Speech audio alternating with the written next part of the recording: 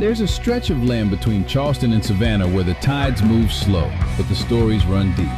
They call it the Lowcountry, and this is Lowcountry Unscripted. We're not here for headlines. We're here for heart, for the fishermen and the founders, the chefs, the hustlers, the hometown heroes, the people who make this region more than just a postcard. It's voices from the docks, the dirt roads, the dive bars, and the back porches where truth gets told. No filters, no edits, no bull, just raw Southern stories told straight up. This is the real Lowcountry, and these are its people. Lowcountry Unscripted, stories that built the Lowcountry, powered by Coastal Solutions Media. Broadcasting from the Coastal Solutions Media Studios in Hardyville, South Carolina, here are your hosts, Brian and Gina Pierce. Hey, Lowcountry. Welcome to Lowcountry's Unscripted, stories that built the Lowcountry. My name is Brian. You see the sign. She's to my left. Take it off, Gina. Hey, y'all. Welcome to Lowcountry Unscripted. We've got a big catch of the day. Let's get after it, babe. That's right. Our guest today is an absolute living legend, a man who has stared into the eyes of a 16-foot great white shark and lived to tell the tale here in the studio. You've seen him on Shark Week, Nat Geo, Discovery Channel, CBS, ABC, NBC, Good Morning America, Fox News, and from headlines around the world. He is the fearless captain behind Outcast Sport Fishing in Hilton Head Island, South Carolina, and he's tagging, tracking, and releasing some of the biggest great white sharks ever recorded in the Atlantic. Not for fame, not for trophies, for science, for conservation, for truth. And it's thanks to Chip the world now knows South Carolina's great white territory. So put your seatbelt on and let's welcome Captain Chip Michalove to the show. Oh my gosh. You know what? That intro alone is worth just meeting you guys. Just That's sitting awesome, through it man. 3 times or however many times we just had to do that because of whatever I'm doing over here. Oh man. Brian's just so stoked. I'm stoked. We're all stoked. Hey, Chip. Hey, this is great. This is great. I'm honored. I appreciate you guys having me on. Dude, I just this love is that so we've been cool. joking about him for so long. Like, like Chip will go with you. Yeah, Chip. We'll just call Chip. It's a walk in the park for Chip, man. Anytime. You guys are going to hear today what a walk in the park it is for him. It is the truth. Because the stuff he's doing is. Hey, First, we're going to talk a little bit about Jillian Agner. As y'all know, we helped the Agner family start the foundation on Facebook for her Jillian's Love Lives On to help support victims of violence. There is a QR code now that you can share. We want everyone to just be aware of the foundation itself. It does help, again, support victims of violence. And there will be an art show this week at Play Home Technologies, which is at 53 Persimmon Street in Bluffton, with all of the local Hilton Head artists with their artwork available for sale. And then we're just going to continue bringing that to everyone's attention. Like, share, and please donate to the foundation to help in memorial to Jillian. Yeah, and keep the Agner family and especially Aiden in your prayers. You know that he can live a normal life, and that's what we're going to try to help him do. And we're going to use this, like I said, to do it. So. And we appreciate, all your donations, Lowcountry, and let's keep it up. So, Absolutely. Great cause. Yeah, I think it is. It really is. It's a tragic story. Yeah, absolutely. And I haven't told it on here yet because her parents are coming on the show to tell it. That's the big guest there. Yeah, there's going to be a lot of them. I hope we've got some lined up. Yeah. Yeah. So We just like This to is, know the people are listening. yeah. And they are. So Chip. Oh boy. What's up, Chip? Oh boy. Chip. Oh, you guys are awesome. Are you guys are really? so You're the funny. only guy in the world. You're the only one. So when I first started catching great whites, I think I was the only one in the world catching them. But now there's quite a few. I think I'm the only one catching adult great whites on rod and reel. But you kicked off the. Yeah. start. So Crazy. 12 years ago, it really took off. It was so crazy. I mean, I could go on about this. It was so crazy that after the first one I caught, I remember I put it on social media, and the paper, our local paper, called, and they were like, "This is amazing. I'd love to have this story." And I sent them pictures. I told them what happened. And 30 minutes later, they called me back and said, "Well, we appreciate the time and your story, but this is really far-fetched. I think we're going to pass on this." Oh, they I'm didn't like, believe you. What do you mean? And they're like, well, I bounced it off the editor, and your pictures are great, but there's no pictures of you in it. It's just of the shark. And I'm like, well, how do you think I'm not getting in the water with this thing? And so they passed on it because they didn't believe it was real. And I was like, oh my gosh. And you know what the best motivation in life is when somebody says, no, you didn't. You can't do it. You didn't do it, or it can't be done. And so I remember I called my buddy Pavel. He was fishing with me a lot back then. And I was like, you know what? They don't believe us. This is a crazy thing. And then the next one we caught was a giant. It was like a 14-footer. And I reached down real quick and got my hand on its nose, a picture with it. And then it just went. That was it. That was it. Then it really took off. And it's been, the interest was really good, and it was really positive, and it's been a dream come true. I mean, it was just a whirlwind after that. And then just going out and figuring out, originally I thought it was like maybe one spot, and then just going out multiple times and figuring out different spots on different wind currents and different tides, different time of year, different water clarity and water temperature. And so it's been the craziest, journey, trying to figure these things out. And it's been amazing, man. I mean, I can just go until the sun comes up talking about this. So who are the people? They said you were full of shit. There's no great whites off the coast of South Carolina. Why did they say that? I remember when I was in high school, these big turtles would wash up on the beach dead with big half moons cut out of them. And it would happen only in the wintertime. And I remember everybody would say, "Oh, it's a tiger shark. We got a tiger." And I was like, "Well, it's freezing out there. It's January. We don't have tiger sharks out this time of year." So I kept thinking, I was like, "We've got one great white out there. There's one. We don't have hundreds or thousands. We've got one." And when I get a boat and get I'm going to start fishing for these damn things. And so as time went on, I became a charter fisherman when I was about 22, and through the years I would just give it, a little bit of time. Never dove into it hardcore, but just I kept thinking, you know what? If I keep going out every winter a couple of times, eventually I'm going to run into one of these things. And it was just, so I just kept going out, trying different methods, trolling, drifting, just different bait, 60 miles offshore. I mean, I was doing some wild stuff, and then on January 29th, I guess about 12 years ago, I had my first one swim up to the boat, and it scared me so bad. It freaked me out so bad. You were by yourself. I was by myself. Oh my God. And at the time, I was telling a few of my friends, "Hey, let's go try to catch a great white." But when somebody gets on the boat and they want to fish for a great white, back then it wasn't happening. And to have somebody on the boat all day, they only went one time. And I was running charters in the summer, but not in the winter. I just was out fishing for myself, trying to catch a great white. So I was by myself on the first one, and this thing swims up to the boat, and we catch like 1,000-pound, 1,500-pound tiger sharks inshore in the sound every single year. I've never seen a great white. I've never seen a shark big enough that it could eat any tiger shark I've ever caught in my life. So it blew my mind. And this sounds crazy. So it's circling the boat, and I'm so scared that I really thought about, I'm going to grab the knife, and I'm going to cut the anchor, and I'm just going to get out of here. This is more than I wanted, right? This is crazy. And it didn't want the bait. It wanted me. It wanted the boat. It was circling the boat. I've got and so I rigged up another chunk, and I threw it over the side, and I was like, "You know what, you wimp, you waited for this all your life. I'm going to hook this damn thing." And it kept circling. And I jigged it one time, and he came up and he took the bait and swam out under the boat, and he popped up the other side, and I set the hook, and it took off like a train. And man, I was like speaking in tongue. I said every cuss word I've ever heard in my life. I talked to God. It was just so surreal, because there was nobody in the world catching great whites at the time. There was a guy named Frank Mundus that did it in the 70s and 80s, and another guy in Australia, but Frank Mundus passed. There's nobody I could bounce ideas off of. And so I chased this thing all day, and the only thing I knew about catching a great white was from watching Jaws 1,000 times. And you know how Jaws goes. Yeah. So here I am chasing this thing all day and into the night. and by myself. And it was just, man, it was a storybook. And I ended up losing it. I ended up losing my You first brought one. it up. And have you ever been afraid that this thing's going to take a bite out of crime? Oh, Meaning man. your boat? Oh, it definitely crossed my mind. Those first few trips out. I was like, this is it. This might be it. Like if it bites a boat, it's a wrap. And it's not, I mean, this isn't like a 500-pound fish. I mean, these things get, thousands and thousands of pounds. And they got how many rows of teeth?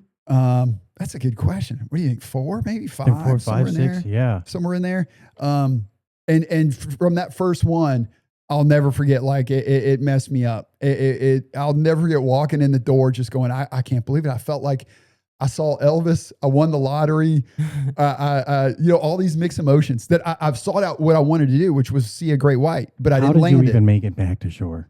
Man, what time of the day was it? It was, I lost it at night. So I was driving home at night and it was wild. It was so scary.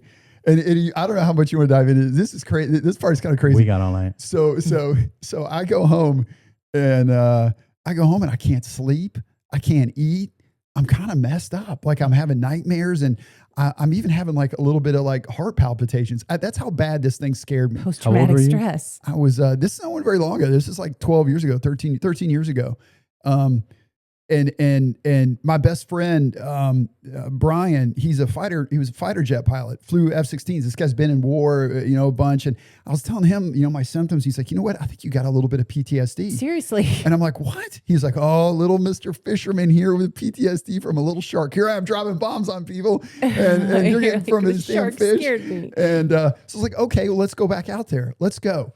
And in my mind, I was like, you know what? It's not going to happen, but right. I need to get back out there and just kind of get back on the horse. It's like, all right, Brian, let's go. So I go to this 3 days later, Super Bowl Sunday, whole world's watching the Super Bowl. I go back to the same spot and I'm with my buddy, Brian, and the same exact thing happened again. This fish swims up to the boat and it's bigger than the one that was 3 days prior.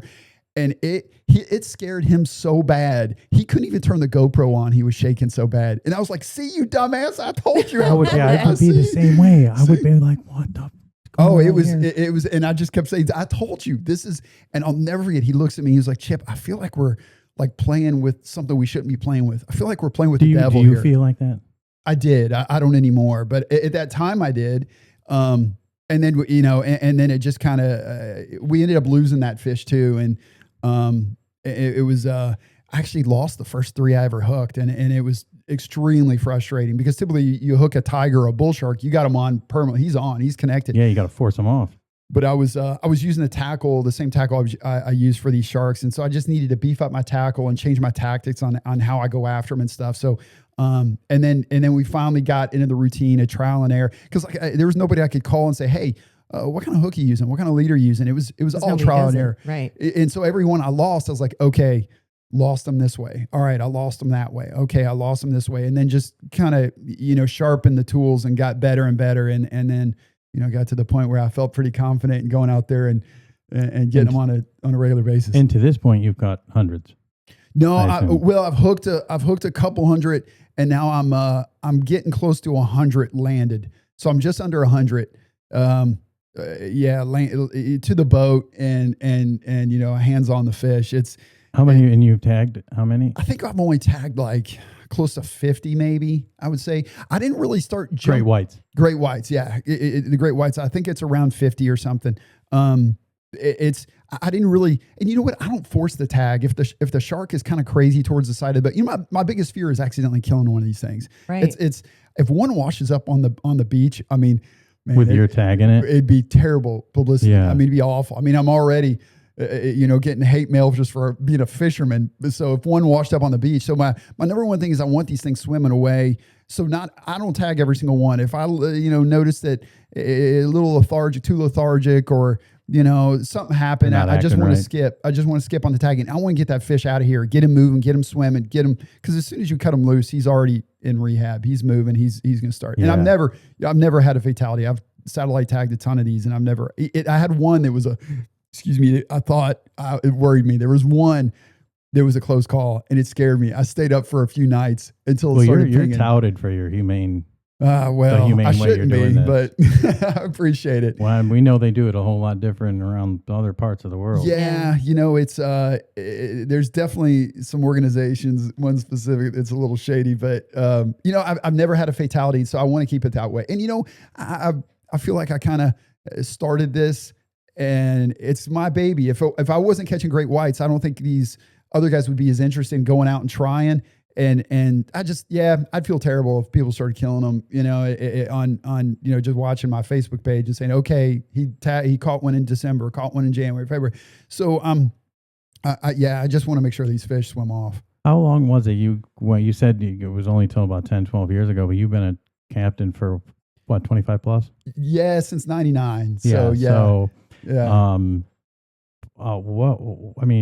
Was it something you did? Was it you just had to make tactical changes and then it was just open season? I was always obsessed with sharks. And when I first started fishing for a living, I love king mackerel. I love going out and fishing for sailfish, the cobia, barracuda, groupers. I loved all that. I thought it was a blast. But what I would do is I'd push these 10-hour charters. And that's a long day, or 8 hour, 10-hour. It is a long day. And these people would get on the boat and we'd go offshore and we'd catch cobia and, a couple of kings, maybe a sailfish. And that always in the day on just chopping the head off a barracuda or something and putting that down on my shark hole in the sound. And we'd get a 10, 12-foot tiger shark and my charter would be blown away. They'd be like, oh my gosh, this is the coolest thing in the world. And when I'm back on the dock, I'm cleaning fish for an hour and I hear them on the phone and they're saying, oh, we caught cobia and we caught this, but we caught a 12-foot shark. We caught a 12-foot shark. And then, Chip, do you have anything open tomorrow? We don't want to go all the way out there. We just want to go shark fishing. I'm like, you know what? There's definitely some interest. And then on social media, I noticed it as well. Like, I put up I'd put up a picture of a king mackerel or a few cobia and I get a few likes, but you put a 12-foot hammerhead up, well, the phone's blowing up and those people are calling me 6 months in advance saying, hey, I want to book 3 days next year instead of just one. And so I noticed there was a lot of interest in the sharks. And I love them too. Ever since I was little, I've always been obsessed with the biggest fish in that area. I just always fascinated. It's like, going to Africa, you want to see the lion, you want to see the hyenas and stuff. I wasn't always fascinated with the apex predator. When I was growing up, a lot of my friends wanted to go after the trout and the redfish and stuff. And I just never was interested in that. I was like, you know what? We're in this pond or something. There's a 50-pound carp out there. Let's catch that sucker. I don't want to catch this little 5-pound redfish. That's silly. Let's go after that huge carp out there. What do you think? I have somebody that asked me, my best friend actually, she said, so what is it do you think that makes people obsessed with sharks? We're heading into Shark Week and I had trouble answering the question because I was like, well, people just, they think sharks are cool. I'm going to tell you, I think I'm looking at the obsession. No, but I want to know, what brought you to the level of obsession with sharks, from a young age? You said you've always been obsessed with sharks. What is it about sharks that drew you to them, I guess? I think they scare me to death. I remember being in middle school and high school and stuff. Mm-hmm. When I was younger, I loved fishing for them off the beach, and we did some, whatever we caught on the beach, we'd send back out there and try to get a bigger one. But I was scared to death. And you know what? I still am. I don't swim in the ocean. I'm scared to death going out there. Right? I think there's always creatures in there. There's yeah. And they will eat you. There's always been a fear. There's still, in my plantation, there's a huge alligator. Every time I drive by that lagoon, I can't help but look over and see if that monster's out. I've seen a million alligators. I want to, oh my gosh, look at the size of that sucker. On the island, they're huge. So I've just always been obsessed with sharks, but I do love tarpon fishing. I love going after sailfish way out there and, the kings and cobia, but still there's something about taking a carcass and you put it out there and you don't know whether we're going to get something 50 pounds or 1,000 pounds, like in the summer. You fish for these other fish, you kind of got an idea what you're shooting for. But whenever you put that carcass out, we are fishing for something that, could take any of us on. If the boat sinks, that's, the roles are reversed here. I don't know. There's just something there that I think is fascinating. Just the sheer power and the size of these suckers are just crazy. And you know what? I'm not going 50 miles offshore. That Port Royal Sound, that's just a nest egg. That Port Royal Sound, you got all these inlets that are sand and mud bottom, and that Port Royal Sound, a ton of natural rock and boulders and cliffs and these little caves. And Well, historically, you get the megalodon shark's teeth right around there. Historically, I mean, right. The megalodon shark teeth. I've got 2 of them in the anchor so far, and so that Port Royal Sound is just a nest egg, I think, for so many of these giants, and it's a huge ecosystem out there in that sound. Do you think also because Hilton Head is just like, I mean, it's like a playground for dolphins because it's like such a natural, like they try to keep it as close to nature as possible with it, you know, just like the refuge and the way that the island is set up. More bait fish seem to run around this place than anywhere else. Yeah. There's a lot of bait here, a lot of structure. Excuse me.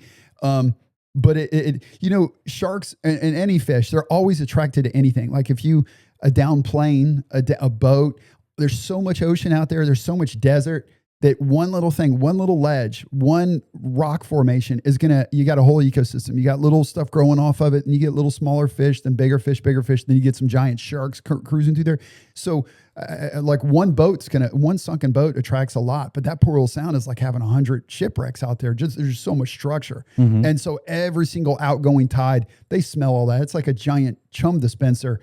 Every outgoing tide, anything swimming down our coast, they sense all that. They just go right into Port Royal and feed on everything. We've got, just so much life in there for them to so that brings me into, I'm sorry, I'm just going to keep going because this is my thought process right now. Oh, I'm not going to lose the next thing I've done. Trust me. The thought process I have about, and I guess the fishermen have been talking about what I said on the last show about how this dead sperm whale got buried off, right in between sea pines where there was a shark attack this year.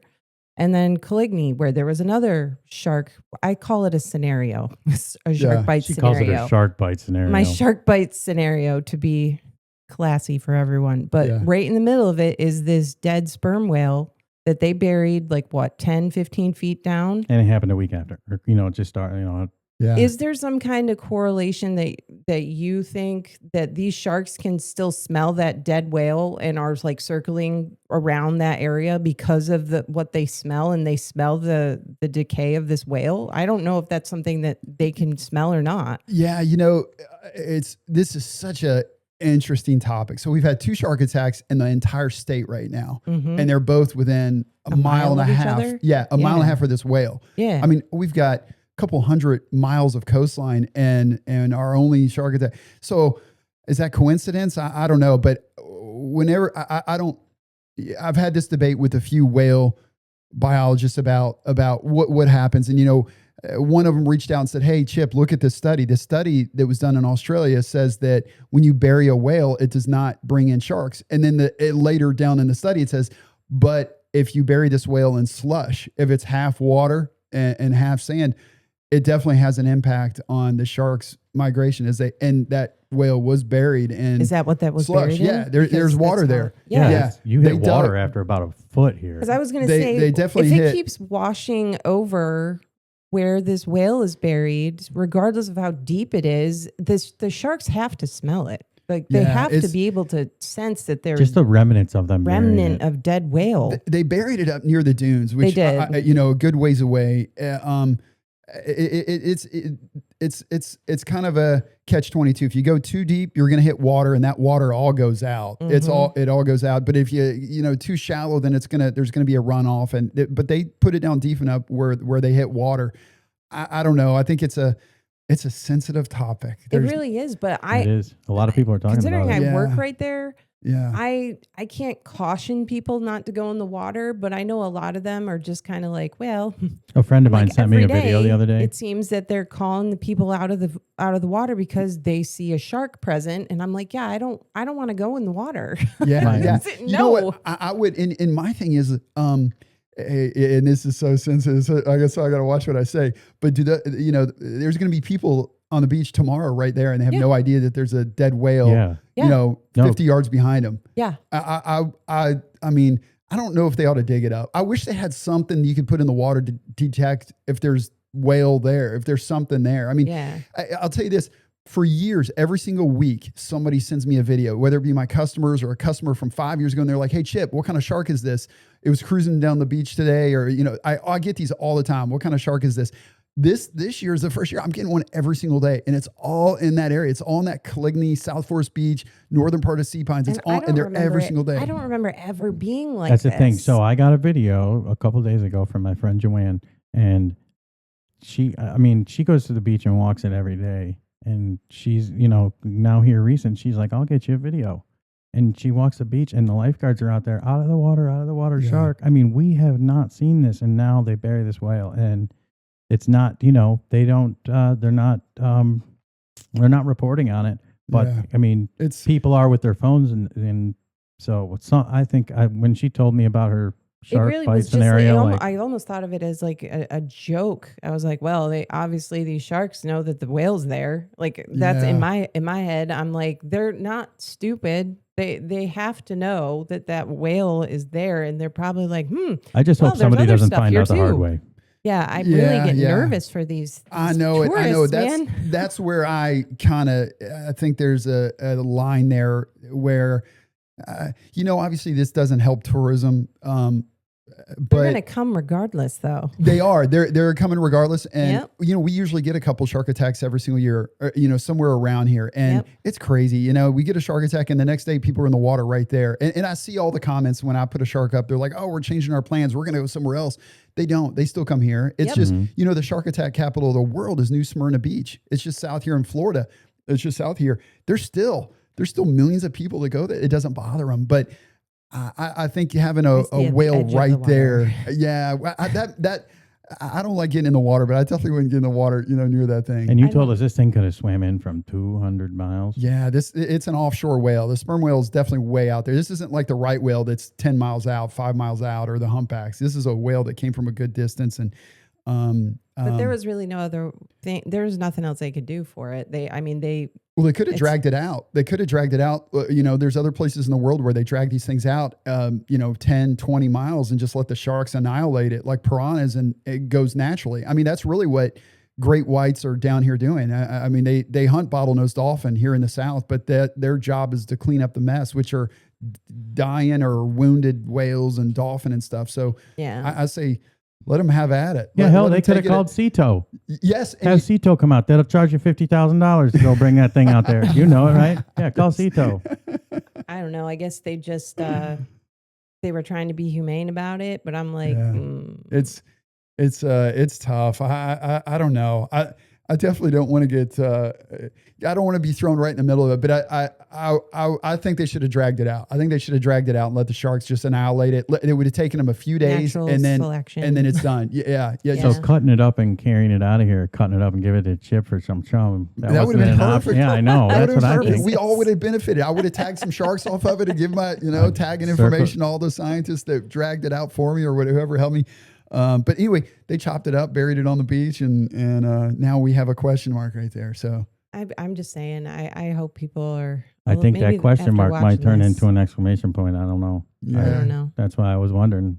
I just needed a pro to say something to me about that. Maybe I'm not as dumb as I appear when it comes to this. Because I didn't think it held any water in the beginning. I didn't. I really didn't. And Brian Gale, he told me, he's like, "No, I think it holds water." That flabbergasted me that they even brought it up. That brought my theory up. So nobody, I'm not a scientist, I'm a fisherman, so it's just my opinion, but just from the study that I've seen, there's one guy in Australia who's done a couple studies just from reading his whole thing, after this whole scenario, I mean, I think since they hit water. I don't think there's any better person, regardless if you're not a scientist, to weigh in on it, because you live with these things. Yeah. You're married to the shark. I am. I study these things. They've made a life for me. Actually, what kind of sharks were they that, do you know offhand what sharks were the ones that were involved in the attacks this past couple times?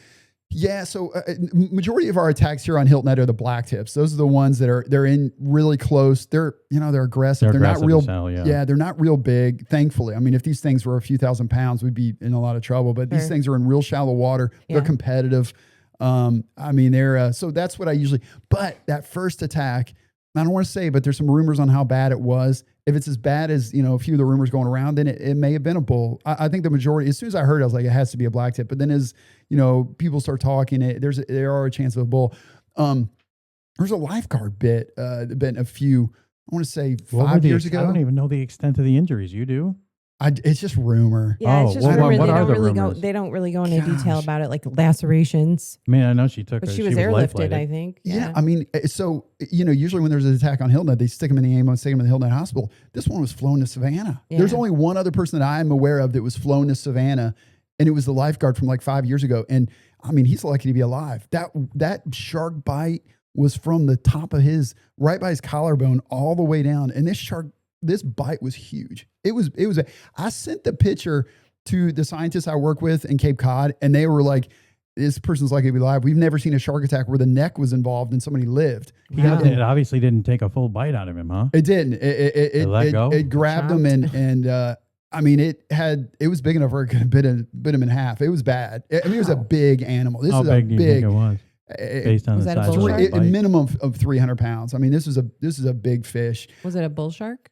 I think it was a bull. By looking at it, there's a chance it could be a lemon. We've got a lot of lemons here. And a big lemon over by Skull Creek. Somebody sent a video of that the other day, and I was like, those are all lemon sharks. And lemon sharks typically don't attack people. It's a pretty relatively nice shark, but our water's muddy. They get competitive here, and if they're racing to something. So I don't think it was a lemon. I'm leaning towards bull, but you never know. I mean, but now we're talking about the lifeguard attack a few years ago. That was a bad one. That was the worst one I've seen on Hilton Head, but I don't have any details on the first attack here on this year. I've just heard rumors and stuff, so I'm not quite sure, but the attack the lifeguard, that was that kid, I tell you, that was something else.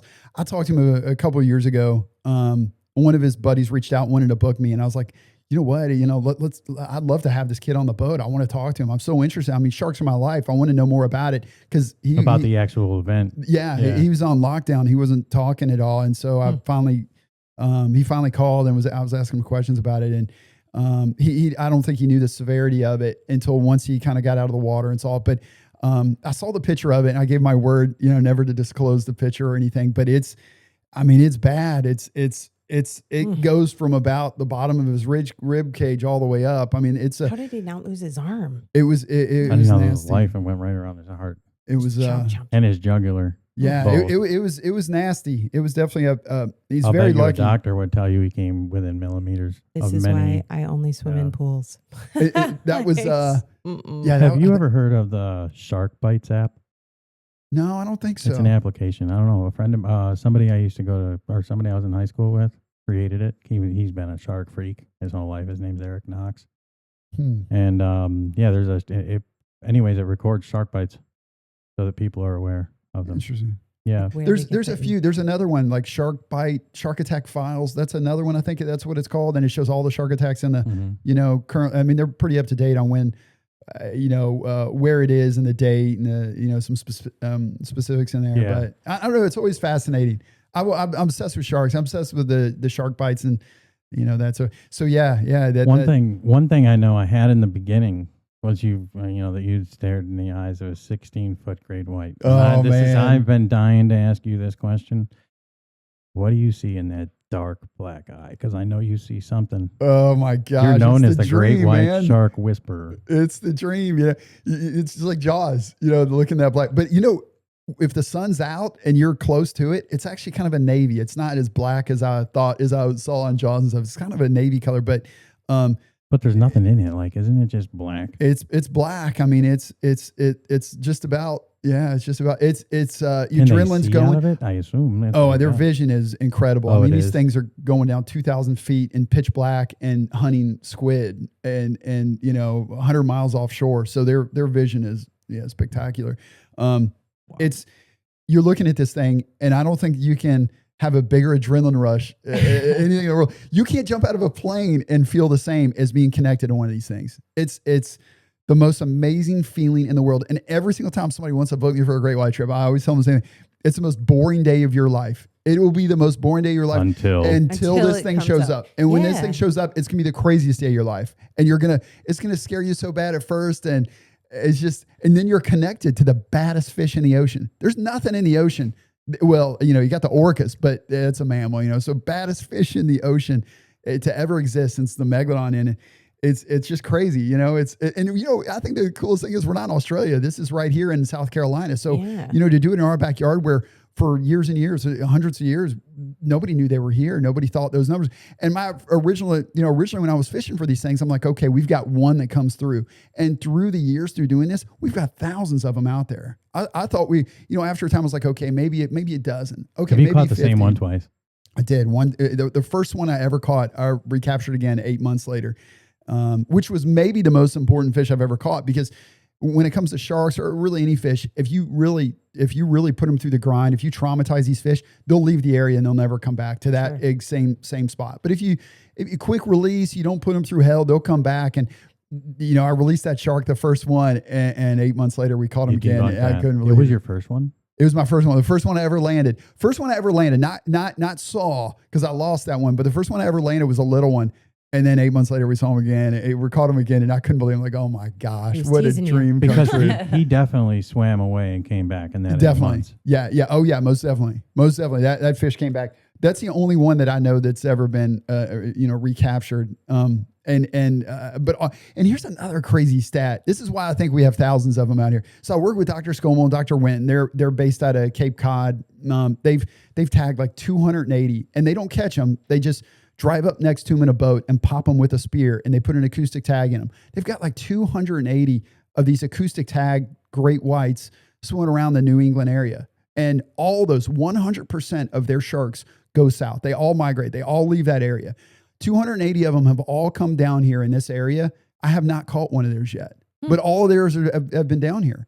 I looked at a map. There's a lot of them up there. There's a lot. So if he's tagged 280 of them up there, and I've seen about 200, I'm close to 100 caught, and I haven't seen one of them, then how many do we have? Have you ever caught somebody else's tag? Only tiger sharks. I've caught O-Search's tiger sharks. I've caught multiple of them, their sharks, but I've never recaptured another shark from anybody else. I've only recaptured one of my great whites. That was the first one I ever caught. Because my extent of being out in the ocean, is a cruise. And it's like, she went on her first one with me. It's mind blowing. You get out there and there's nothing. Yeah. Nothing. There's not. I don't know. Okay, you get a bird. I'm like, how did this bird get out here? He hitched a ride on the cruise ship. Yeah. On the way out. So because no bird is that dumb. I don't think. You don't think so, do you? There's desert out there. There's so much water, but if the boat sinks, they're gonna find you. I feel like if I wasn't on a cruise ship, knowing that I was that far away from that's true. You ever been in some bad storms? Oh man, I'm scared to death of those. It's the lightning that worries me to death. Those things. So I've been out there, and I probably shouldn't publicize this because my charters were like, okay, we're watching the weather from here on out. But there's been like 3 or 4 times where I was out there fishing in Port Will Sound, and you get these people that come in from Michigan, Ohio, wherever, and they book me 6 months in advance, and I already feel pressure. I'm like, I got to get them something good. They've been so nice to me. They're excited. And then you see a storm coming, and you look at the radar, and you're like, oh man, I got like an hour, and I got to run these people in. Otherwise, we're going to go through hell. And there's been some times, and back in my 20s, back when I first started, I had to stay out there. I had to roll the dice. I needed the business. I don't need it.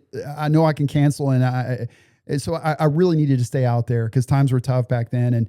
And I went through some storms where that antenna was buzzing. Like we were sitting there, and I heard the zzz. I'm like, what is that noise?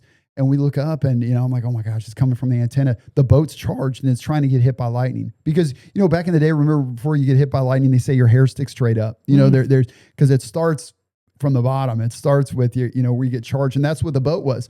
And I've had that happen like 3 times. It happened to me a couple years ago. So that's from lightning hitting the water. Yeah, charging the water, it's charging the area. It's before you get hit. There's going to be a lot of times there's a sign of it. Not always, but a lot of times. And it just happened a couple of years ago. We were out there, and I noticed it was buzzing, and there was a storm getting close. And I was like, you know what? You guys hear that? Yep. And look, that's it. We're going in. We're not going to roll the dice because lightning hits the boat. It's not like you're going to walk away with a busted arm. It's a fatality. And you got there's some always power somebody. On your boat? So you can get in quick? You got some power You back know what? there? I'll be honest with you. My boat's kind of slow. What you got like twin 250s back No, there? twin 150s. Twin 150s. Yeah, fuel prices are up there. So a boat does probably 40 miles an hour, which is fast enough to get me home. But there's been a couple of times just going home, and these pop-up thunderstorms. Sometimes there's two types of thunderstorms. They're brutal. There's the one that's like a wave, and you can see the band coming at you, and then there's the other one that just builds right next to you. Like you don't see it coming. You're like, oh, there's a little storm right there. And then within 20 minutes, it's massive and you have no way home but to get through it. And man, I hate that. I absolutely hate going through those damn things. I absolutely hate it. Last May, was it last May? Yes. Last May? Mm-hmm. May 27th? Mm-hmm. A tornado hit this place. It came out of nowhere. Hovered right over our house. There were trees in Oh our my backyard, gosh. and then they were on the house. And that's how I got involved actually in this and introduced me to my BNI group. So that's how this thing exploded, was through a tornado, and it did it like that. And it wasn't my first, so I knew what they sounded like. Yeah. Like a fucking freight train. I was on And the I told my son, I said, get in the pantry, I'll be there in a minute. Oh my And then when gosh. it started picking up, I was like, I jumped in there with him. We were in there for 7 minutes and 19 seconds, and I was like, you're not going to like what you see when we get out of here. And yeah, I mean, he was pretty shook.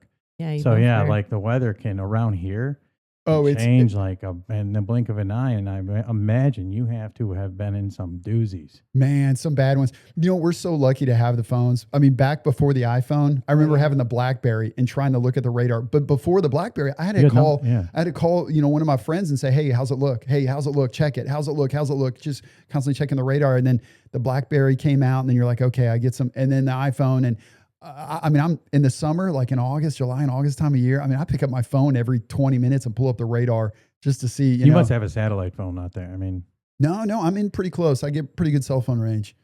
I'm not too far out. It seems like we get notifications. I can't even get cell phone service in my house. every He's 5 getting it 3 minutes. miles offshore. We live in a weird spot in Hardyville. Verizon, jeez. No, it's not even Verizon. It's just where our house is. We get the weirdest cell phone signal and internet signal here. It's the weirdest thing. Elon's going to take care of all that here shortly. We're going to have to do something. There's actually really good service on the water. I don't know if it bounces off the water or what, There is. but I noticed it's fantastic. There's no obstruction, that's for sure. Yeah, it's great. It's That great. helps. But the weather, it does seem like we get a lightning warning like every 10 minutes all summer long. In the afternoon. In the afternoon. Yeah. Every day. You know what? Bluffton gets hit so much harder than Hilton Head. I've just noticed it. Every band that comes through, it crushes Bluffton, and then some of them it fades before it gets to Hilton Head. It does. It never like today's. Island. No, was it yesterday and the day before? Bluffton got crushed. Yeah, Crushed. we were on Persimmon Street, and they always get hammered. We didn't even get rain from it. It I all know. just died off, just completely, which is another thing. It'll fool you. It'll make you look like an idiot. It just made me look like an idiot the other day. Here I am telling my charter, like, look at this radar. We're getting ready to get killed here in like an hour. And it's moving. And it gets just like 5 miles. And it just dropped out and it just turned into start nothing. heading into. And I'm like, oh my gosh, thanks a lot. It just. No, it's like Hilton Head has its own weather pattern, and then Bluffton gets whatever like strong cells will just circulate there, and then Hardyville, it hovers, and we just get dumped on. Yeah. And then I drive through it every single day. I'll drive through like massive rain, and then it'll stop, and then I'll get to Target, and then it'll be dump on again, and then as soon as it's like the skies open up and clear, and I'm like. I just drove through three different weather patterns. Let alone is he out there with this great white shark. He's out there with our weather. With our weather. You must have a hell of a life insurance policy. Your insurance agent must be like, what do you do for a living? Fish great white sharks. They're like, sorry, buddy, you don't qualify. I was worried about that. I was talking to my insurance guy and asked him like, he says what he does is he looks on Facebook a lot when he has new clients. He goes to Facebook and sees, I'm thinking, oh my gosh, I got to start. Oh yeah, he probably reached out to you, I'm sure. I got to start watching what I put up there because I definitely don't, because it looks a lot scarier than it is. It's not that. I mean, a great white it's a fish and it wants to get away. So once you hook this thing and you wear it down, it's just like any other fish. It wants to be left alone. It wants to move on. It's not still in that aggressive mindset where it wants to take you down. It's not like the movie. And that's what I thought too. I think a lot of people think that. Yeah, from watching Jaws, you think, okay, it's going to jump in the boat and kill me. I'll never forget one of the buddies I used to take before I started catching him. He wouldn't even stand on the same side as the bait or the chum. He was so scared. That's how warped our mind is from watching this. And it's a great movie. I love Jaws, but that's all we knew. And now through time, I've realized, okay, it's still a fish. Now, granted, it's the smartest fish in the sea. The great white is smarter than a marlin, tarpon, tuna, anything. There's no fish in the ocean that comes into the chum line and it kind of inspects what's going on and it'll disappear. It'll just say, you know what, this is man-made. This isn't what I thought. And it leaves and it never comes back. Or it'll come back and it'll crush it. It'll come in and just, devour something or take a little bite of the motor just to see if it's a food source.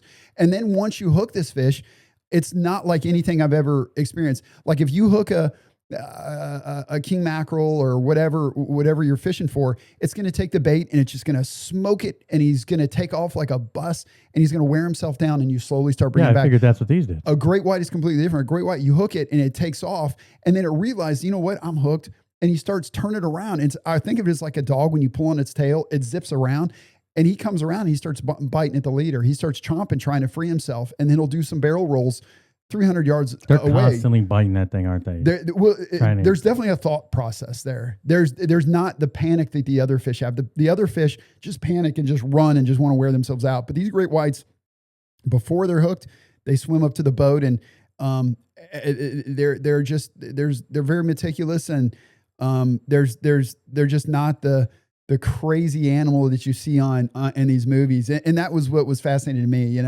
and also just fishing in general. I'm used to a fish coming up and just taking the bait. Well, a great white doesn't. He'll swim up and he'll sometimes circle your boat for an hour and think, you know what?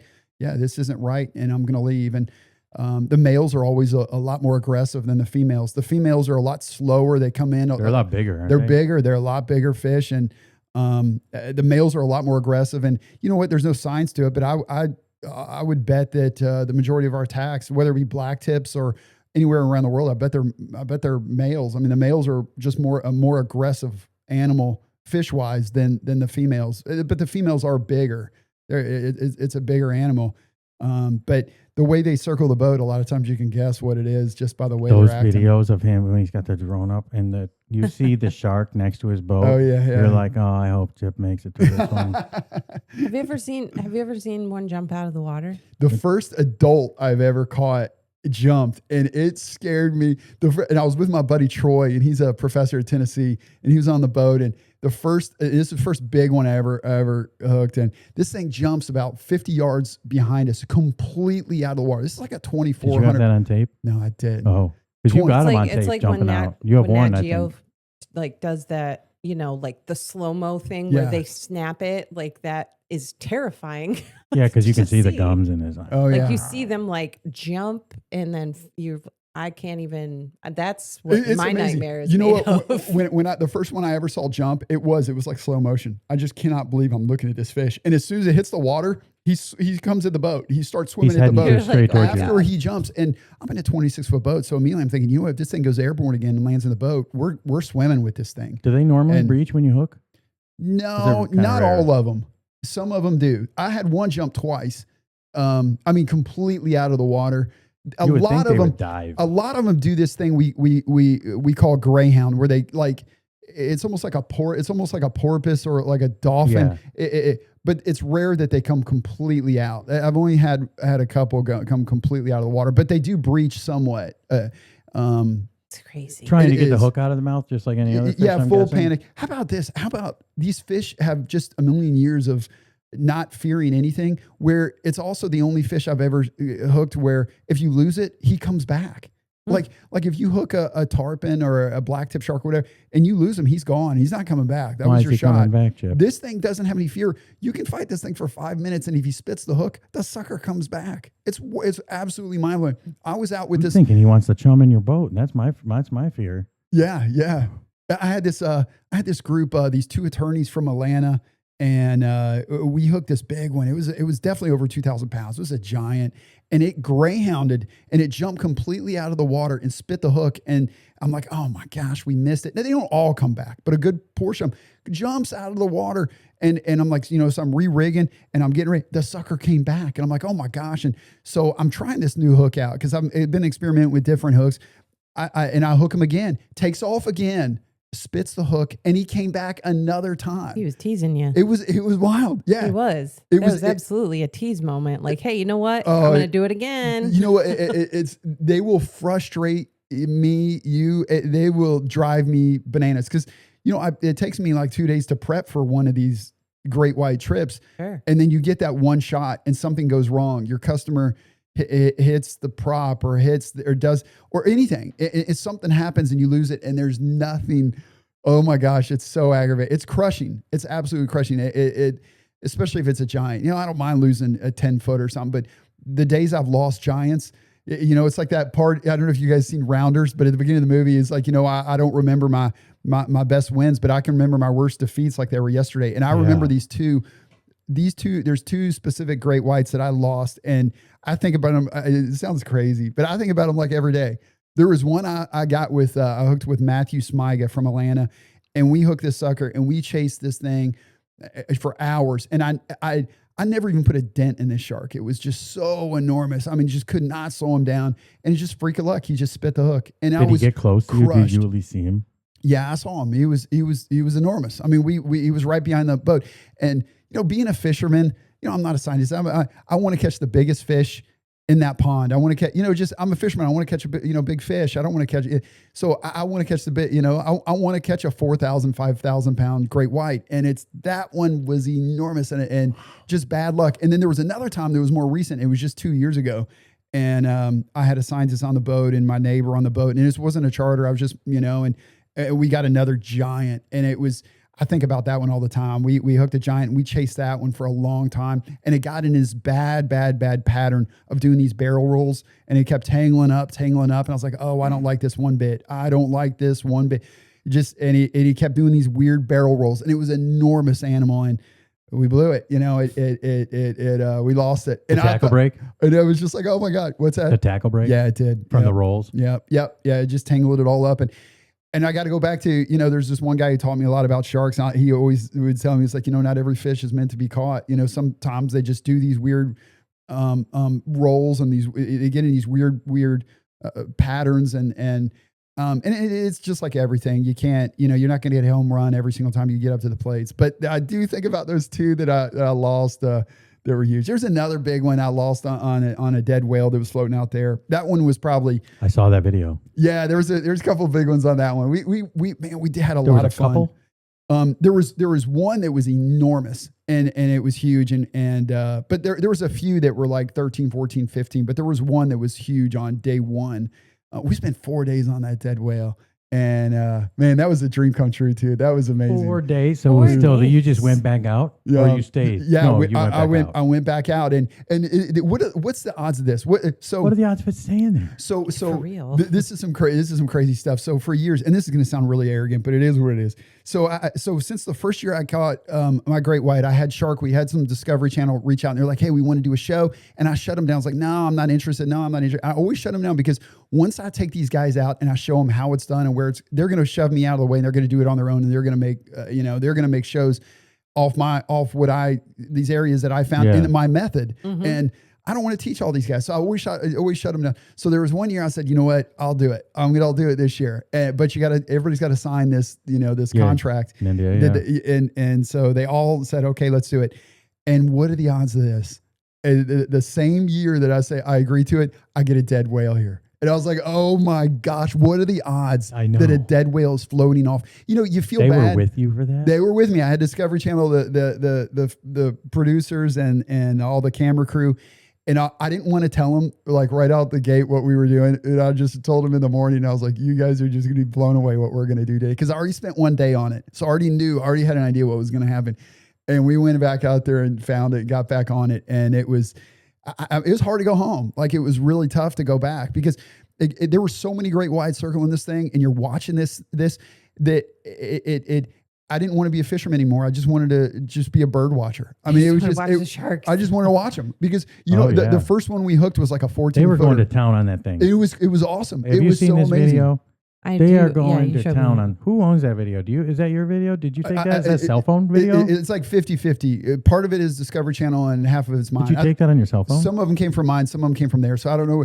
But there's that's crazy. There's you haven't seen this. It's nuts. No, I saw it. We had this 14-footer and it dragged us off the whale a little bit, and we're fighting. We're like exhausted, and I look back at the dead whale, and there's these explosions going off. There's like grenades going off, and these great whites are just destroying this thing. And I'm like, you know what? We're missing the show. We can catch great whites anytime we want. Let's go back and watch this. When we go back up there's a 16-footer just annihilating this, and it's just, blood going everywhere, and the oil, and the smell was insane. I mean, the smell was sickening. Nasty. It was nauseating. It worried me, actually, as far as like I shouldn't be breathing this. Yes, like long term, I'm like, all right, gases must have been. What's this doing to my immune system? And so it was pretty nasty. But then once you see these fish swim around, you kind of lose that sense of the smell, and you just kind of absorb the moment. And fastest days of my life, like we were there at 8 a.m, and before you knew it, at 7 o'clock at night, like, oh my gosh.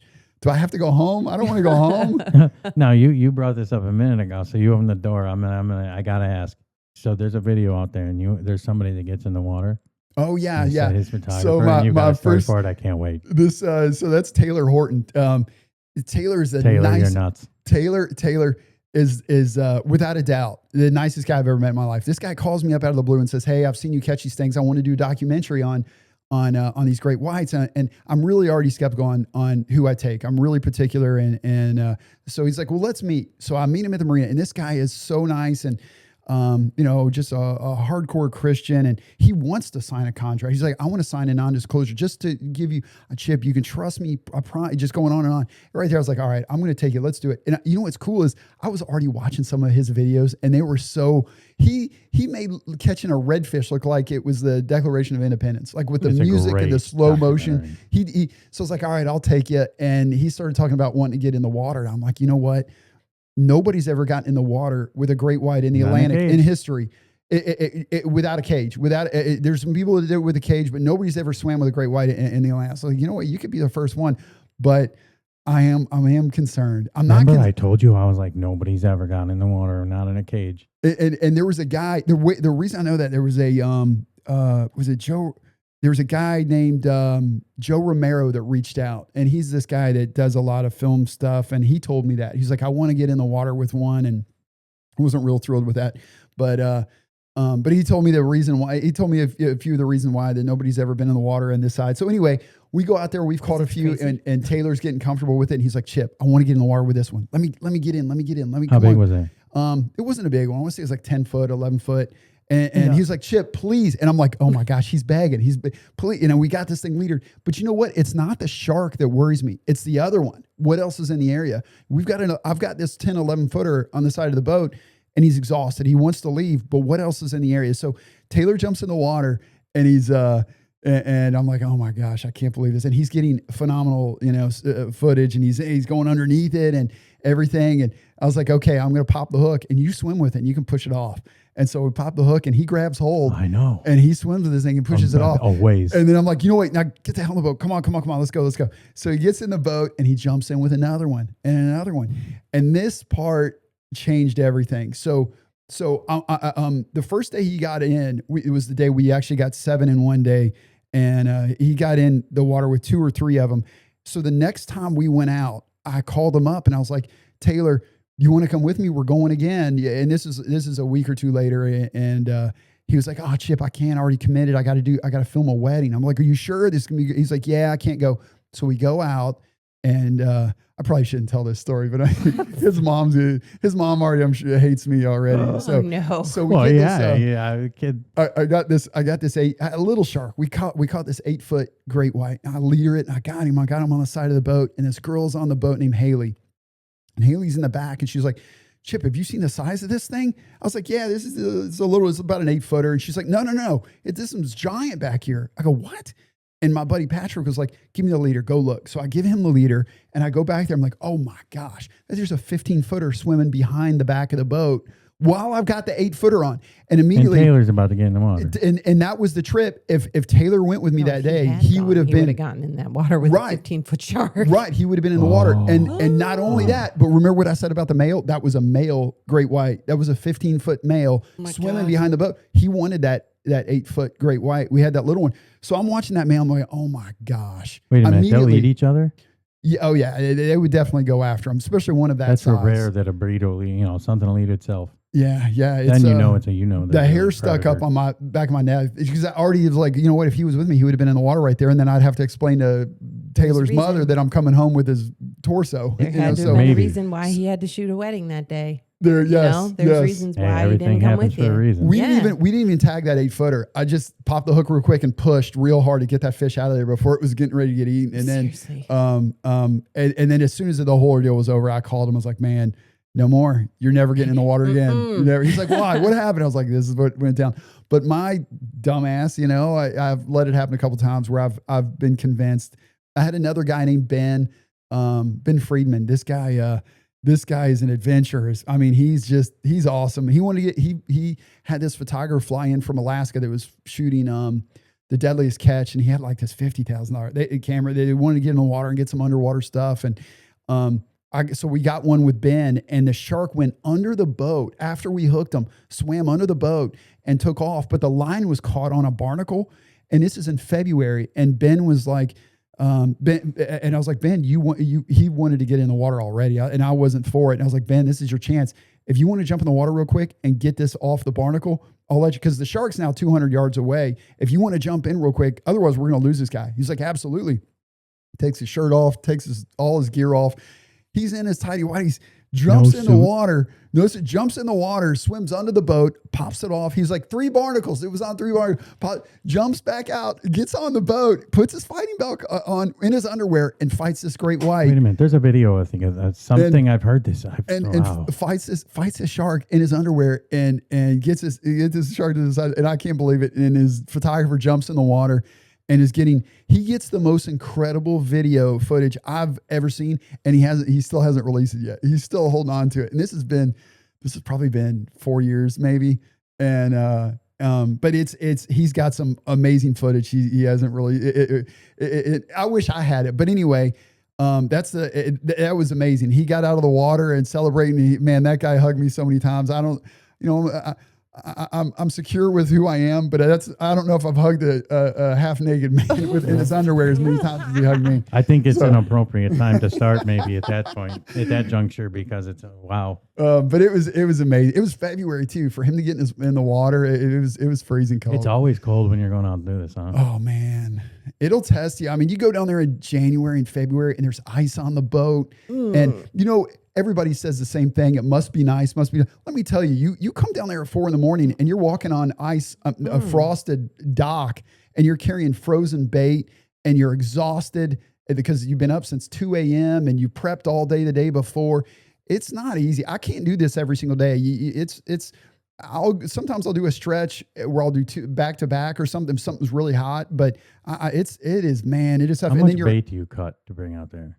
Oh, I bring it. Do you have somebody else cut it up, or are you cutting it up? No, I do it. I cut some. Yeah, I do some slicing. Somebody else. Your prep you're talking about? Yeah, I got an awesome scientist I take with me. Megan Winton. She's great. She's a scientist from Cape Cod, and she comes down and fishes with me, and she's like having a deckhand. She'll do camera work. She'll chop the bait. Can you talk about what you chum with or no? Gosh.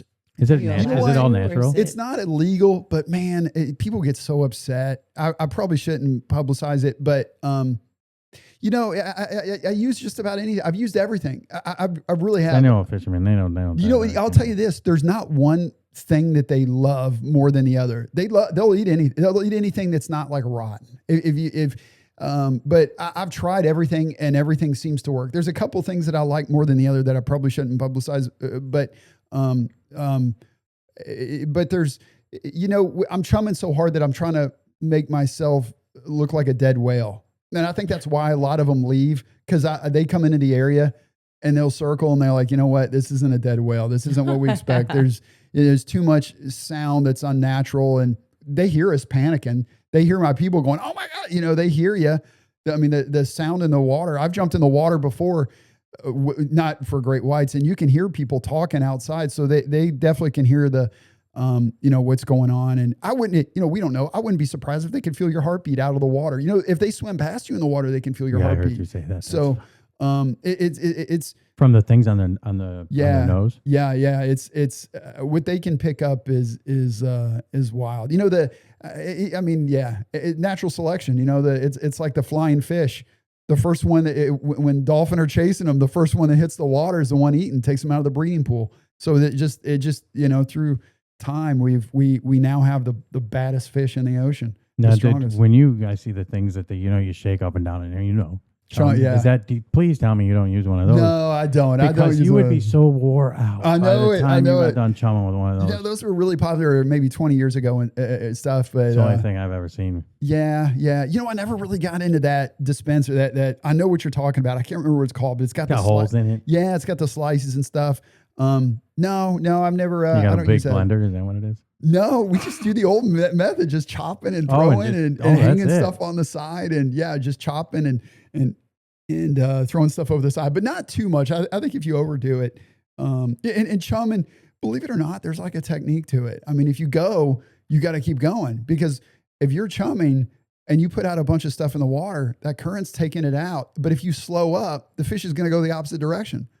Does the chumming have to be like marine life, or can it be like they're attracted to a deer that she hit on the side of the road? No, you could, but it's not as good. It's not as natural. They're going to be a little more skeptical about it. That's a very good question, because I started that way too. I was like, you know what? If I drag some deer out there and tie them up to the side of the boat, and they're just not attracted to it as much as something more natural. You know, more of a like fish, more quiet, more.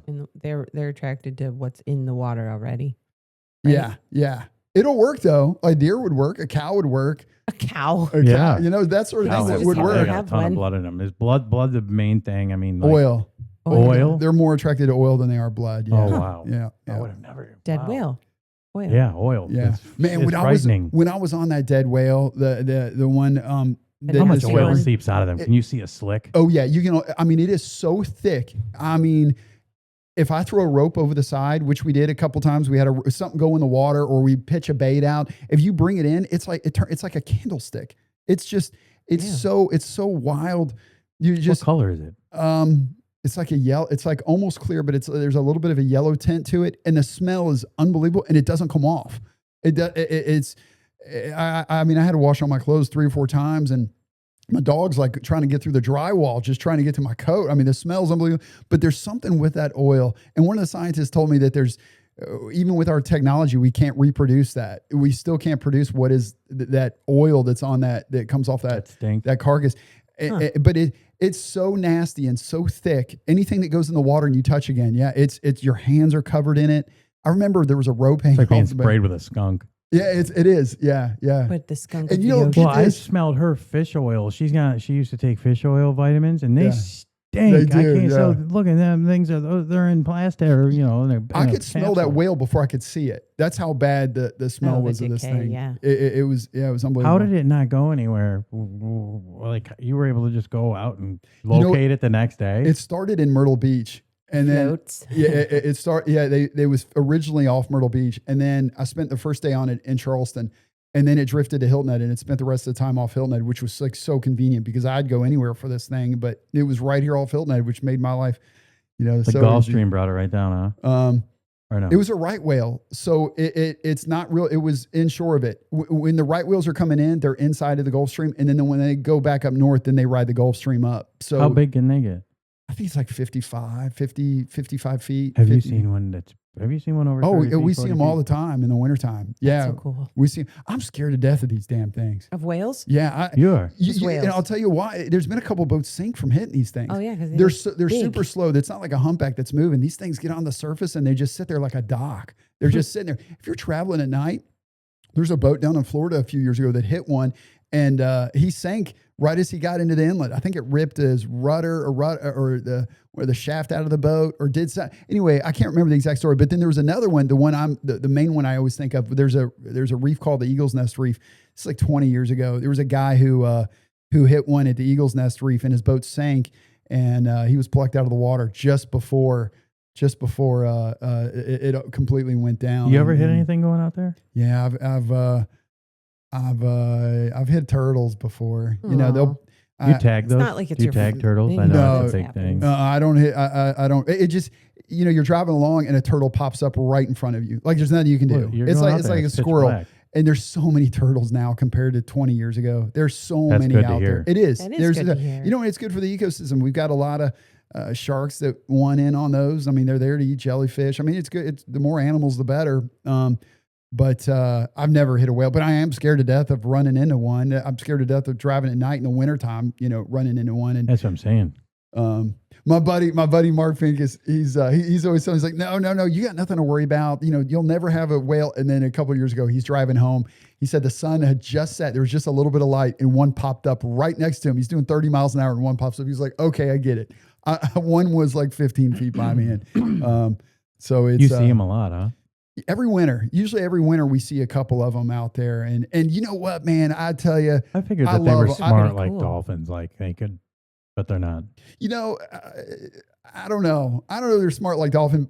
They're slower. They're seem huge. Yeah, they sit on the surface and they'll just sit there for a minute or two, and then they're in shallow water. They're only they're not. I don't think I've ever seen one more than 20 miles offshore. Seems like the majority are relatively close, and but they are amazing. Every time we see them with a customer on the boat, I mean, it wins the day. It's like I would love to see a whale. It's like screw fishing. Let's just take some pictures of this whale and I mean, that's you know what they say? There's only like 280 left, 280 right whales left or something. It's I gotta try to conceptualize what he's saying. So the only place I've been Betsy Ross. Yeah. So I've been to the Betsy Ross with place. Jason. Yeah. How far off is it? How far away is that? It's 16 miles from Hilton Head, from the beach. It's a ways.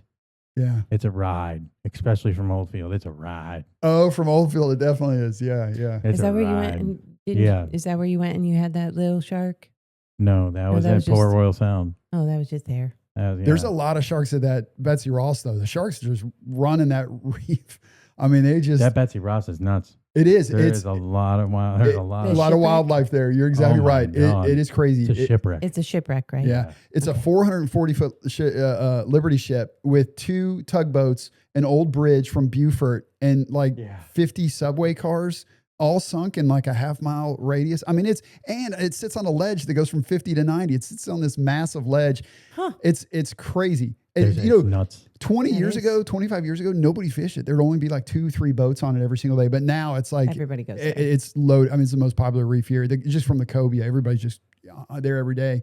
In July and August, it's not as bad. But yeah, Gina goes out for her first time. That was one time on the party boat with Brian Gale. Yeah, we go out, and of course, I'm having a good time fishing. She's over with the girls. She's over with the wife's crowd. Not really fished before. Just put my rod in the holder. Yeah, whatever. She's not paying attention. They're talking about where to get the nails done. But I literally was sitting there with it. Next thing I hear is Brian. And there's 3 Brians on the boat. 3 or 4 Brians on the boat. So I was like, I'm just fucking keep fishing because Brian was the first mate. So I did not answer to Brian.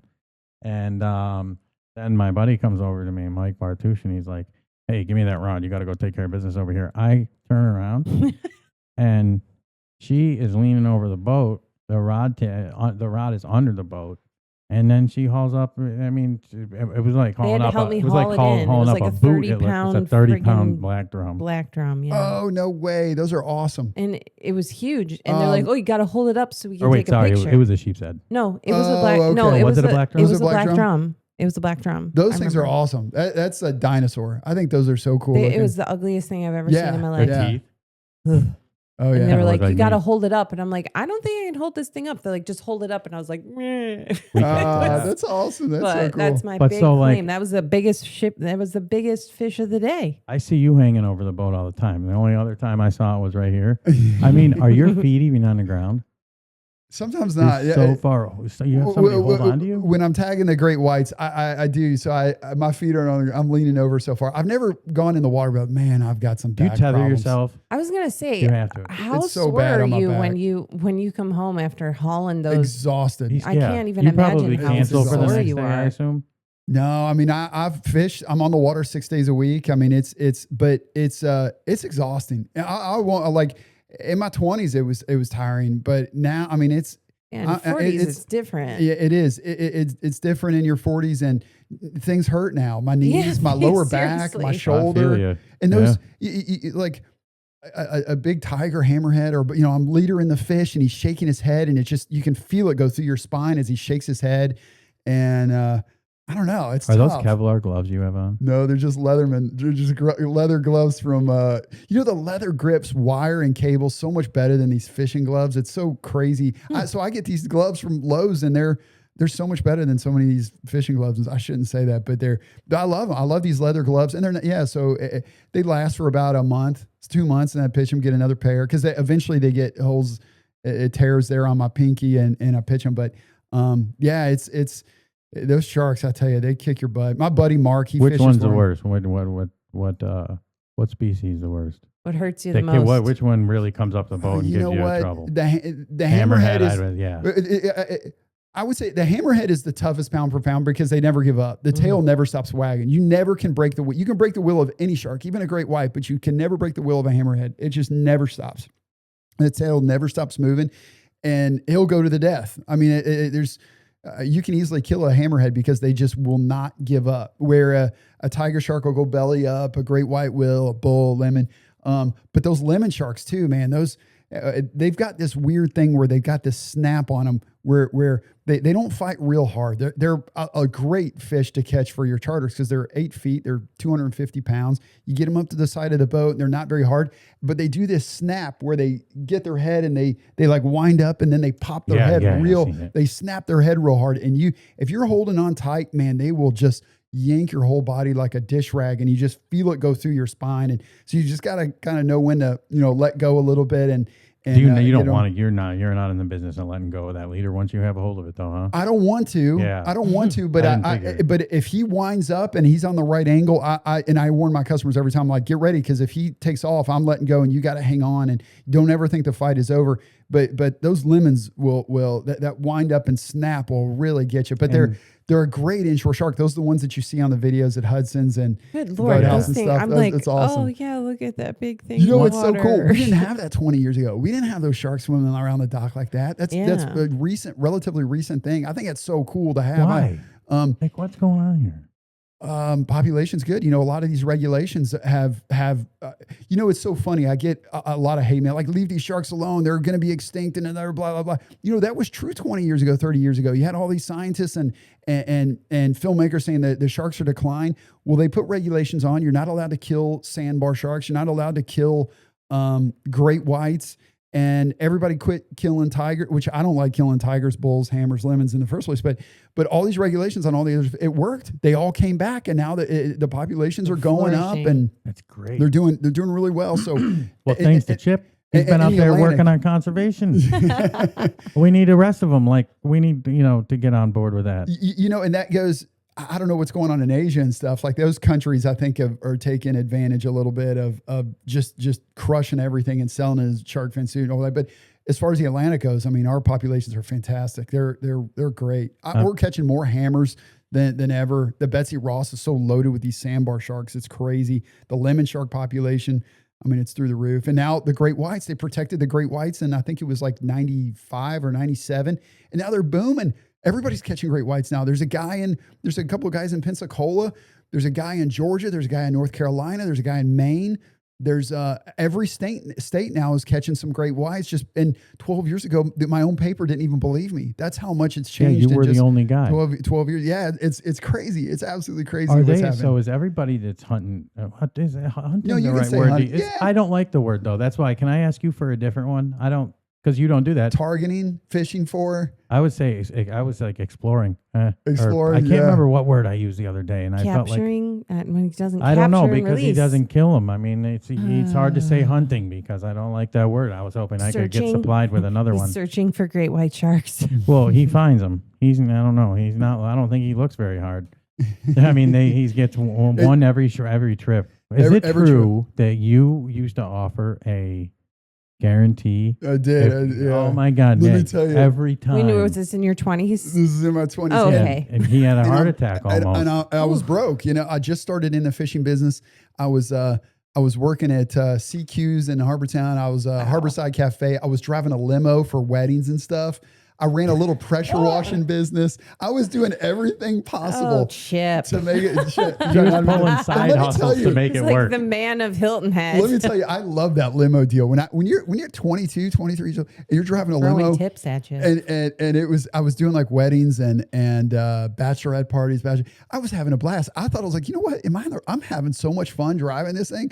But I was doing, all sorts of odd things and all that money was going into, my fishing business because I wasn't making enough money to make it. And so I needed something. You bought your first boat at 22, I think, right? Yeah, you're exactly right. Is it the boat you have now? No, I sold that one. Oh. Yeah. Got a better When boat. did you get this boat? I got that boat in my Glacier Bay. I got on New Year's of 2003. So I got this one in 2000. So my first boat was a Sea Pro. Oh. And that Sea Pro, man, I almost sunk that thing 2 different times. I mean, I'll never, it's so funny how the first charter I ever ran in my life, I hit a sandbar and I almost killed my people. Oh, and, it couldn't have started any worse. They already didn't trust me because when I was 22, I looked like I was 11. I was probably 110 pounds. Oh no. I was this tiny little, I was tiny and I got my shirt off all the time and I looked like they were showing up. And this is before the internet. So they show up and they're like, hey, we're looking for Captain Chip. I'm Captain Chip. That's me. You're kind of me. And just so you know, Chip doesn't look like he could spring a mousetrap if he fell from heaven. So,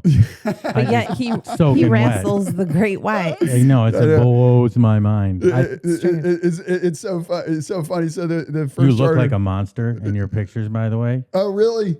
Yeah, you look like a giant. Like this guy. Oh man, everything. Well, you know what they say about like ants? Ants can like carry like double their body weight, so that obviously applies to you. Well, you're like one of those big old ants. What's the shortest fight you've had where you're like, oh, let's go and get another one? I'm all right. Oh man, I don't know. Because 2 or 3 hours, I don't know how you get past. I can't. Oh gosh, I get so excited. I don't know if I can get past 10 minutes. Oh. the summer days are it's I don't know. It's well, you get excited, you start shaking. Baby, you don't know. When you're out there and you find what you're looking for. Yeah. I'll leave it to you all. There's so much pressure on catching these that as soon as I see one or something happens, it's like, oh my gosh. But those first few years when I would guarantee an 8-footer on every single shark trip. Or if it was free. Size? Dude, that is stressful on yourself. It was so stressful. It was tough. It was so stressful. But I had to gamble because I needed, there was a lot of charter boats, and here I am, young, and I'm not in a great boat. I'm in a boat that wasn't super attractive to the eye, and I didn't have the business, so I needed to get that business. So I threw out an 8-foot guarantee, and then the phone starts ringing. I'm like, all right, and we start going, and there were so many close calls, and I was miserable. I didn't let my customers know that, but I'm constantly like, oh my gosh. Yeah, he started sweating it toward the end of the day. And and there were so many close calls. And then after the 3rd year, I'm like, okay, I've got enough business. I can throw this out the window and just do my regular thing. But you got one every when you offered that guarantee. Yeah. You never lost. You were never on the shit set. I was fortunate. There was a lot of close calls, man. There were so many close calls. It came down to like the last 10 minutes, and then finally the rod took off, and I'm like, oh my gosh, So I had a lot of close calls on it. They don't. These sharks are in tune. They're like, hey, Chip's been out here all day, and he has. Let's help him out. He looked in my eye and told me we got a guarantee, and we need Chip out here. He said. So have you? I doubt that you they have. They sacrifice. I'll take one for the team. But there's some new series on Netflix, The Shark Whisperer. And it's this girl that she swims with these great white sharks apparently all the time. Her name's Ocean. I know of her. I know of her. I know this the base how it started. I didn't watch it. I haven't seen the Netflix. I started watching it, and to be fair, I actually got bored with it really within boring. Like the last 5 minutes in, and I was like, oh really?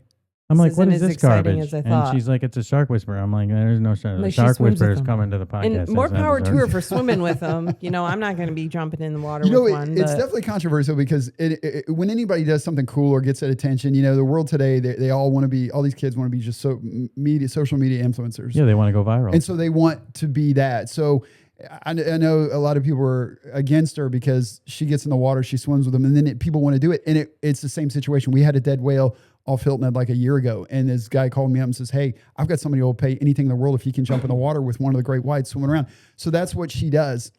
You see all these videos of her swimming with this enormous great white shark, But what they don't show is there's the dead whale there, and the shark is completely zoned in on this whale. Doesn't care about anything else going on. Just wants that whale. But the people don't know that. She's got to have help. She's got to smell if she's swimming near that nasty dead whale. But it's still a gamble. She's walking on Mars. Yeah. I mean, if this shark turns around and looks at her, I mean, this is the size of the shark. It's going to bite her in half or completely consume her. It hasn't yet. But it's kind of like the old shows of Jackass, like don't do this at home. And it's, so I don't know. She's bringing a lot of attention to it. There's pros and cons to it. If she's making a living and having fun, have at it. I don't think she should say, everybody needs you get a lot of hate mail, huh? Man, who are the ones that you mostly get hate mail from? I'll tell you the 3 states. Gina gets hate mail. You ready? Oh, they're states? Also. Okay. You guys aren't going to like one of them. No. Visit New York? It's New Jersey, New York, and California. Those 3 states. Oh, it doesn't bother me. Yeah, it doesn't bother me either. I can't stand that state. Well, are they all from New York City? No, they're all from, and it's those 3 states, a little bit of foreigners from Europe, from England and stuff. That's where most of it. But these are people that I think are just like, don't read. A lot of them, I don't think read a lot of them, like a lot of these comments and mail I get, it's just like, how could you drag this thing in? That's a beautiful shark. How could you? I'm like, well, you dumbass, if you read the description, I put a satellite tag on this thing and you can follow it. And then they go, silent. Or somebody says, well, I can't, how would you like it if I put a hook in your mouth and dragged you around the forest? How much would you like? Would you think it was painful? I'm like, well, wait a second. You're comparing our nervous system to theirs. This fish has survived 1 million years.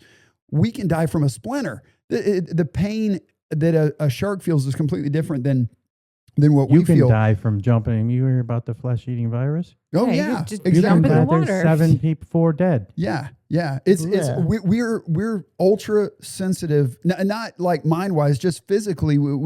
I'll catch a lemon shark. I'll give you an example. This is what really made me start wondering about. First of all, scientists already told me that I work with. They say that sharks don't really recognize the pain that we have. They're like, they recognize it as pressure. They don't recognize it as like, oh my gosh, we got to go. I need a tetanus and I need stitches. It doesn't bother them. But back in the day when I was killing a lot of these sharks, which I don't kill lemons, bulls, tigers, anything like that. But we killed the record. We got the state record lemon shark in Port Royal Sound, and I had a dentist on the boat from Chicago, and I was that thing was like what, 300 pounds or 160 pounds? It was 380. That's the one that was 380. Yeah, what's the other record? The blacktip state record is 163, and we got the lemon shark state record, and so I brought it in. And just another reminder, I'm not killing these things. This one changed everything. This shark changed everything for me. That's the thing that kind of never. We kill this thing and we bring it in and we take it. I got to have it weighed on a certified scale, and then I got to take it to Charleston. And so I cut the jaws out of it. I gave it to a taxidermist in Walterboro, and just the jaws I cut out. Give it to him. He calls me like 3 days later. He's like, Chip, you're not going to believe it, but just these jaws alone have 17 stingray barbs in them. Like, what?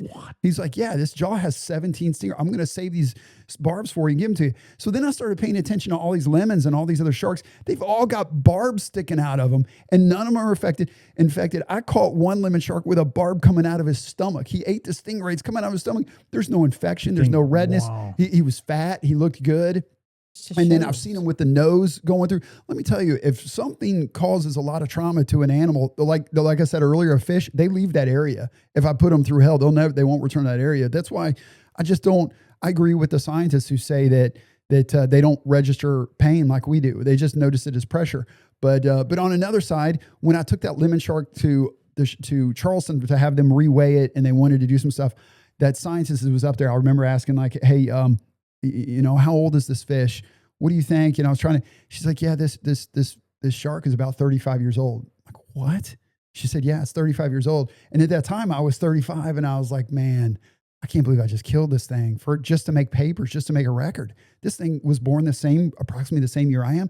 And I dragged this thing in just so I could make headlines. It's the most selfish thing I've ever done in my life.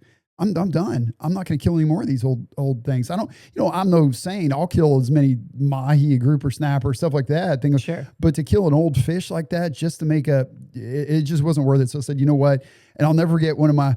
Yeah, because you let go of a state record hammerhead that would have would have smoked at the old record. Yeah. We and you know what, man, we got that big hammer on the side, and there wasn't even a question. It was like I didn't want to. First of all, oh my gosh, the hate mail I would have received from that, from killing that. I already got enough hate mail for letting it go, much less killing it. But I think a lot of the negative side of it is just the person who looks at social media and watches TV and thinks that these things are going to be extinct tomorrow. And there's a guy who just put up a post, a big shark guy.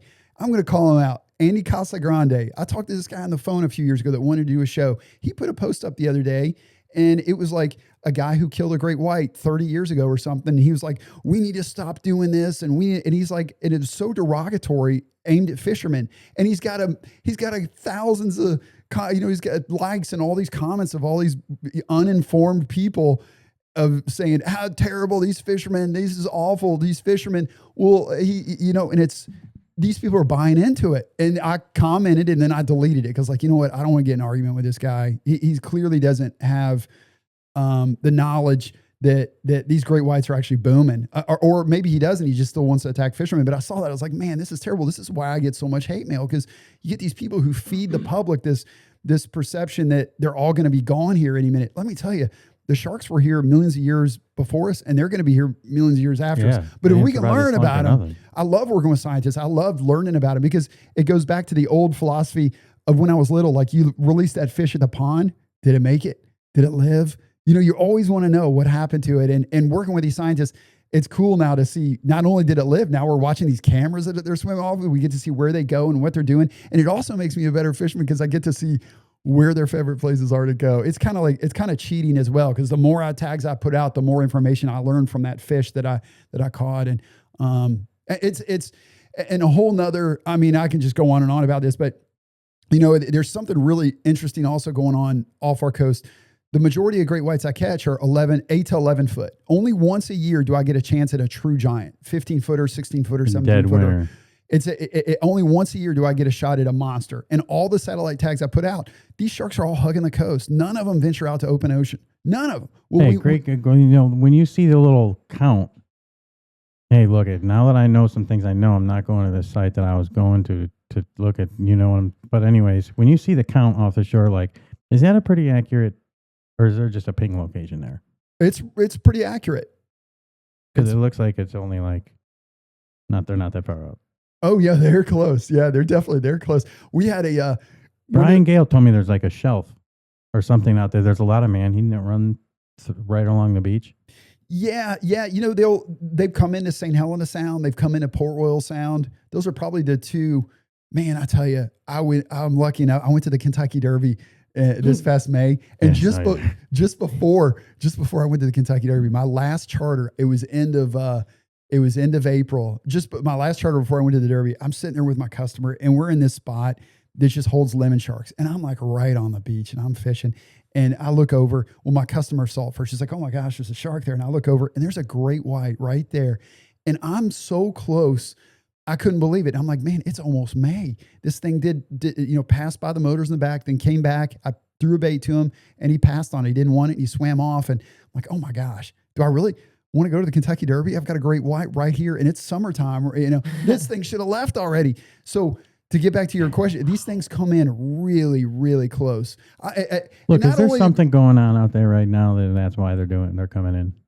What do you mean? Out in the deep blue. I mean, what is it? Is it the water temperatures changing, or? Well, the population skyrocketing on the great whites. Yeah. There's going to be more people catching them. There's going to be more sightings. They're going to get bigger. I mean, 80% of great whites were wiped out in the 70s and 80s. So they had a long way to go. But once they protected them, it took them a while to bounce back. And in the last 5 years, they've just blown up. I mean, I never would have thought that there'd be a time where we caught 7 in one day. I mean, that's crazy. Did anybody teach you how to handle these things, or did you just go, well, I'll give it a shot. We'll see what happens. Let's throw some shit at the wall, see if it sticks. I think the tiger sharks gave me the best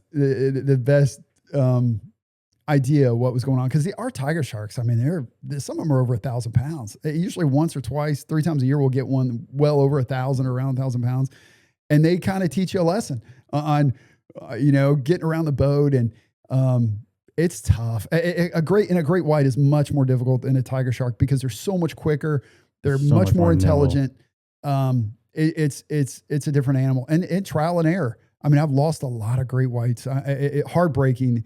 Fish all day, you finally hook them, and you make one error and it's gone. And it's not like you're fishing for something else where you get another shot. That was your shot and you blew it. Not all the time. Sometimes we'll get 2 or 3 in a day, but typically I'm fishing for 1 per day. And but so let me get this straight. So from the videos, it looks like you bring them right into the boat, and then like you just like chuck some bait over the. Is this the truth? Oh, Is this how it happens? You just chuck some bait over there, and they're like, "Oh, hey, thanks, Chip," and then they just they take off. They take off. That's it. That's it. It's as simple as that.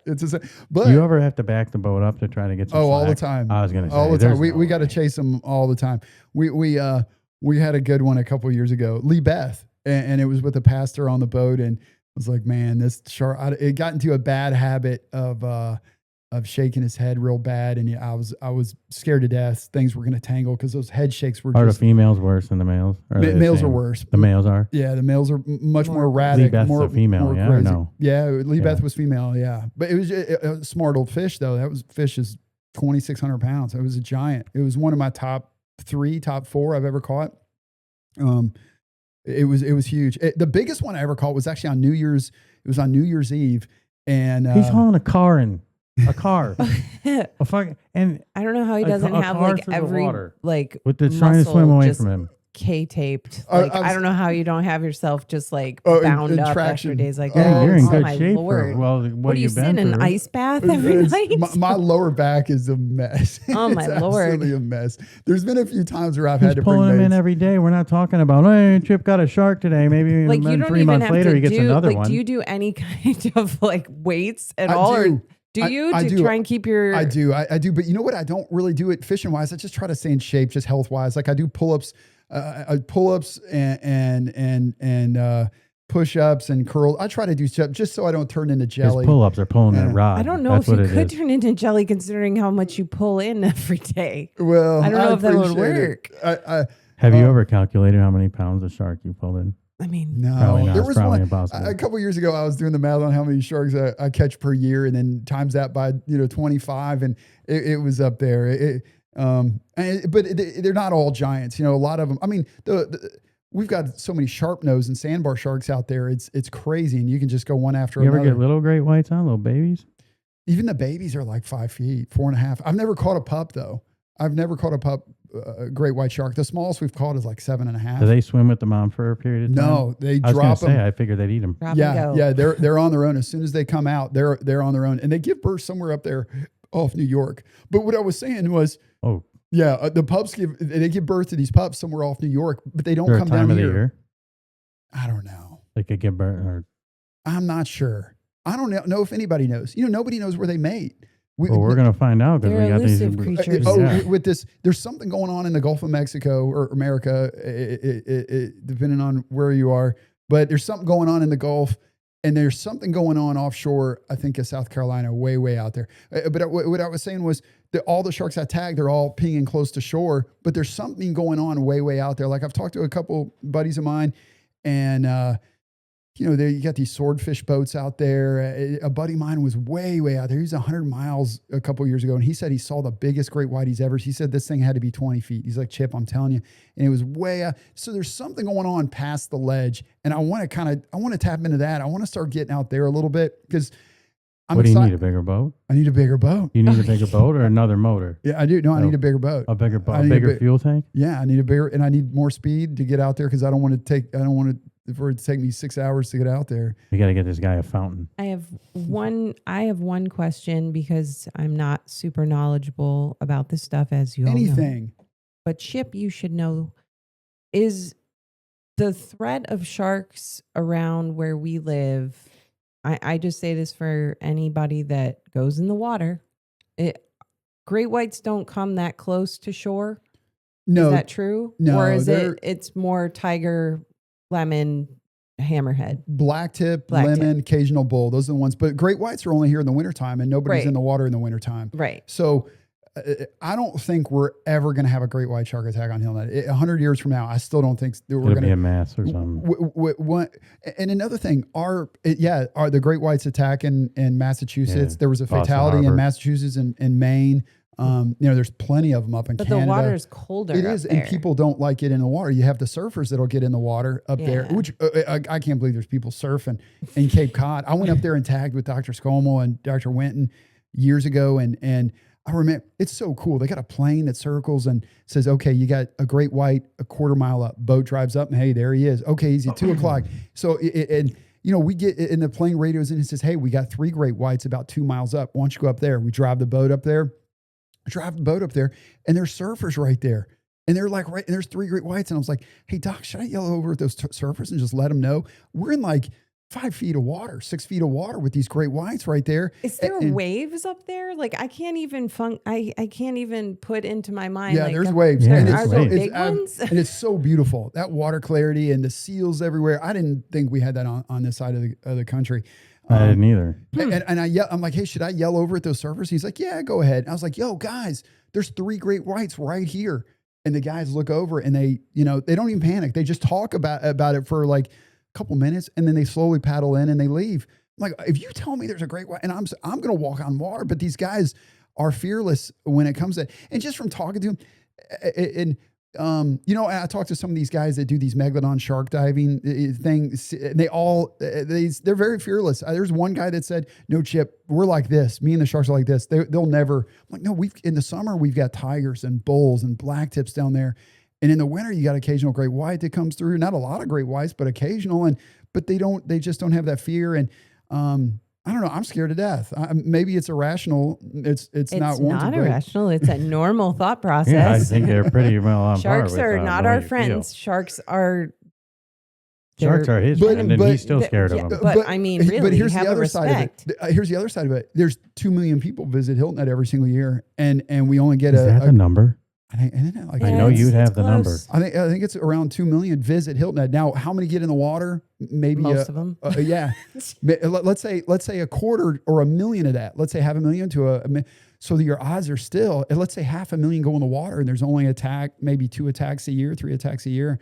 Your odds are still really good. You're going to be fine. But I will say this: I got some friends that are nurses at the hospital, and it was publicized. It was in the paper once. It was like 350 people were treated at Hilton Head Hospital for stingray wounds in a year. Yeah, I can believe that. Yeah, they're all over the place, and those you can't see them. I'm scared that my dog's getting wet. Like I could take my dog to the beach, throwing the ball, and the dog is out there. I'm more scared of her getting whacked by a stingray in the rib cage and kill her versus I'm scared to death of the sharks too. But man, those stingrays are all over the place. I'm nervous about. Yeah, you can end up like Steve Irwin. That's right. I mean, that's right. I don't want my dog Callie to get Steve Irwin. To get Steve Irwin. Yeah.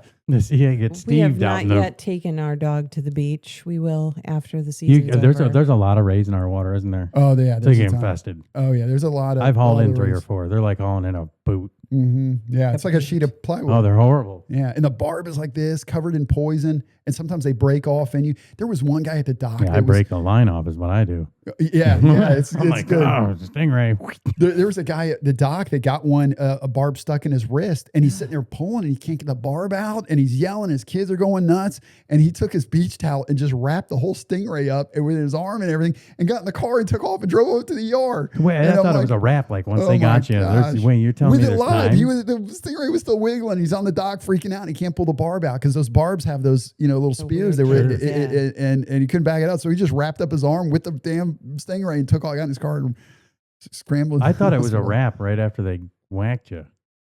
I think a lot of times it does. I think a lot of times it does. I don't think Steve made it out of the water. I don't know. I think it's both. I think they'll break off in you, but that one guy, he couldn't pull it out of his wrist. The one I witnessed, and those things. Have you ever met? Did you ever meet him? No, I didn't. I wish. What about his son? You know what? I really wanted to meet Frank Mundus. Frank Mundus was the first one to ever catch great whites. He's who Quint was based after in Jaws. He's the one. He caught. He was the only one. He's caught the largest great white ever on rod and reel, which was 3,400 pounds. He caught it off Montauk, New York, and him and I have a very similar story. The way we got into the like everybody gave us hell and was like, oh, he's just a shark. He's just a trash fisherman. He doesn't know. And it was the same thing. I'll never forget when I first started charter fishing, there was a guy at my marina and he used to just bash me. We used to argue every day, and it's this older charter fisherman. He was very established and he used to just give me so much hell. We used to fight on the dock, and he was like, there's no way you'll ever make a living catching sharks. Anybody can catch sharks. And he was just always just on me. And he would say these things even with my customers. My customers would walk by and he would just hammer me. And I just had no place to go. And he was so awful. He got the marina to make me pick up my charters on the public dock instead of the marina. Really? I'm 22, 23 years old. I had no choice. And he's like, he's going to get somebody hurt. He doesn't know what he's doing. He's just a trash fisherman. You'll never make a living. He said all these things. And I hated this guy so much. I hated him with so much passion. He was so awful. But I was busy enough, and then I took it to just kept getting busier and busier, and he got out of the business. And this is kind of funny. This is just like 2-3 years ago. I'm walking up my dock, and I heard, it's a long day. I'm exhausted, and from behind me, I heard a guy say, "Didn't I tell you wouldn't do anything with sharks? Didn't I tell you?" And I was like, "Oh my gosh, it's back." That's him. No. I don't want to say his name, but that's him. And I turned around, and he was like, "Man, that's unbelievable." I mean, he was so complimentary and so nice. And I sat down there and talked to him for a while, and he never said he got around the apology. He never said, "I'm sorry for giving you so much hell," but he was so complimentary and so nice about it. And, but I'll never forget. I mean, and he wasn't the only one. There was a lot of them that were like, that gave me a lot of hell. Even when I had the monster shark, that 8-foot guarantee, there were a lot of upset people. And then it started again when I started great white fishing, trying to catch the first great white. There was a better chance of seeing the Loch Ness monster. So a lot of people were like, "Oh, you're wasting your time. You're crazy." And even my own father, he passed away, but even him back in the day was like, "Chip, you're wasting your time. Nobody's ever caught one or seen one down there. You just need to pick up a new hobby." I was like, "No, Dad. Yeah, I mean, if I catch one, like, yeah, Chip, I think it's a great idea. If I see one, change your dream. It's going to change everything. If all I need is one, Dad, it's a dream. It's a dream." And my friends were the same way. We're like, "I'll go with you, but I think it's a waste. I'll go out there and hang out with you all day." And you said you tried for what is this, over 10 years? I tried for many years, many years, but I never really went full bore into it until the last 2 or 3 years. I was the wrong method. You know what I was doing wrong? I was going too far. I was going way, way, way out there, and I was trying to do stuff like on Discovery Channel. I was dragging stuff, like trying to get them to launch in at trolling, and it sounds crazy, but there was nobody was catching them. So I had nobody to bounce ideas off of. I just had to experiment and try different ways, and then I was. And then, do they take stuff off the top, or do you have to bury it? No. They'll come right up, and I mean, you can hand feed them. I mean, there's no fear in this animal at all. The only reason he's going to leave is because he knows this is man-made and this is not natural. This isn't something that's wired that looks normal, and I'm going to leave. He thinks I'm going to leave the area. It looks like a dog toy that he throws out there, into the water. A shark toy. Yeah, it looks like. It's been so amazing. I don't know. I could just go on and on.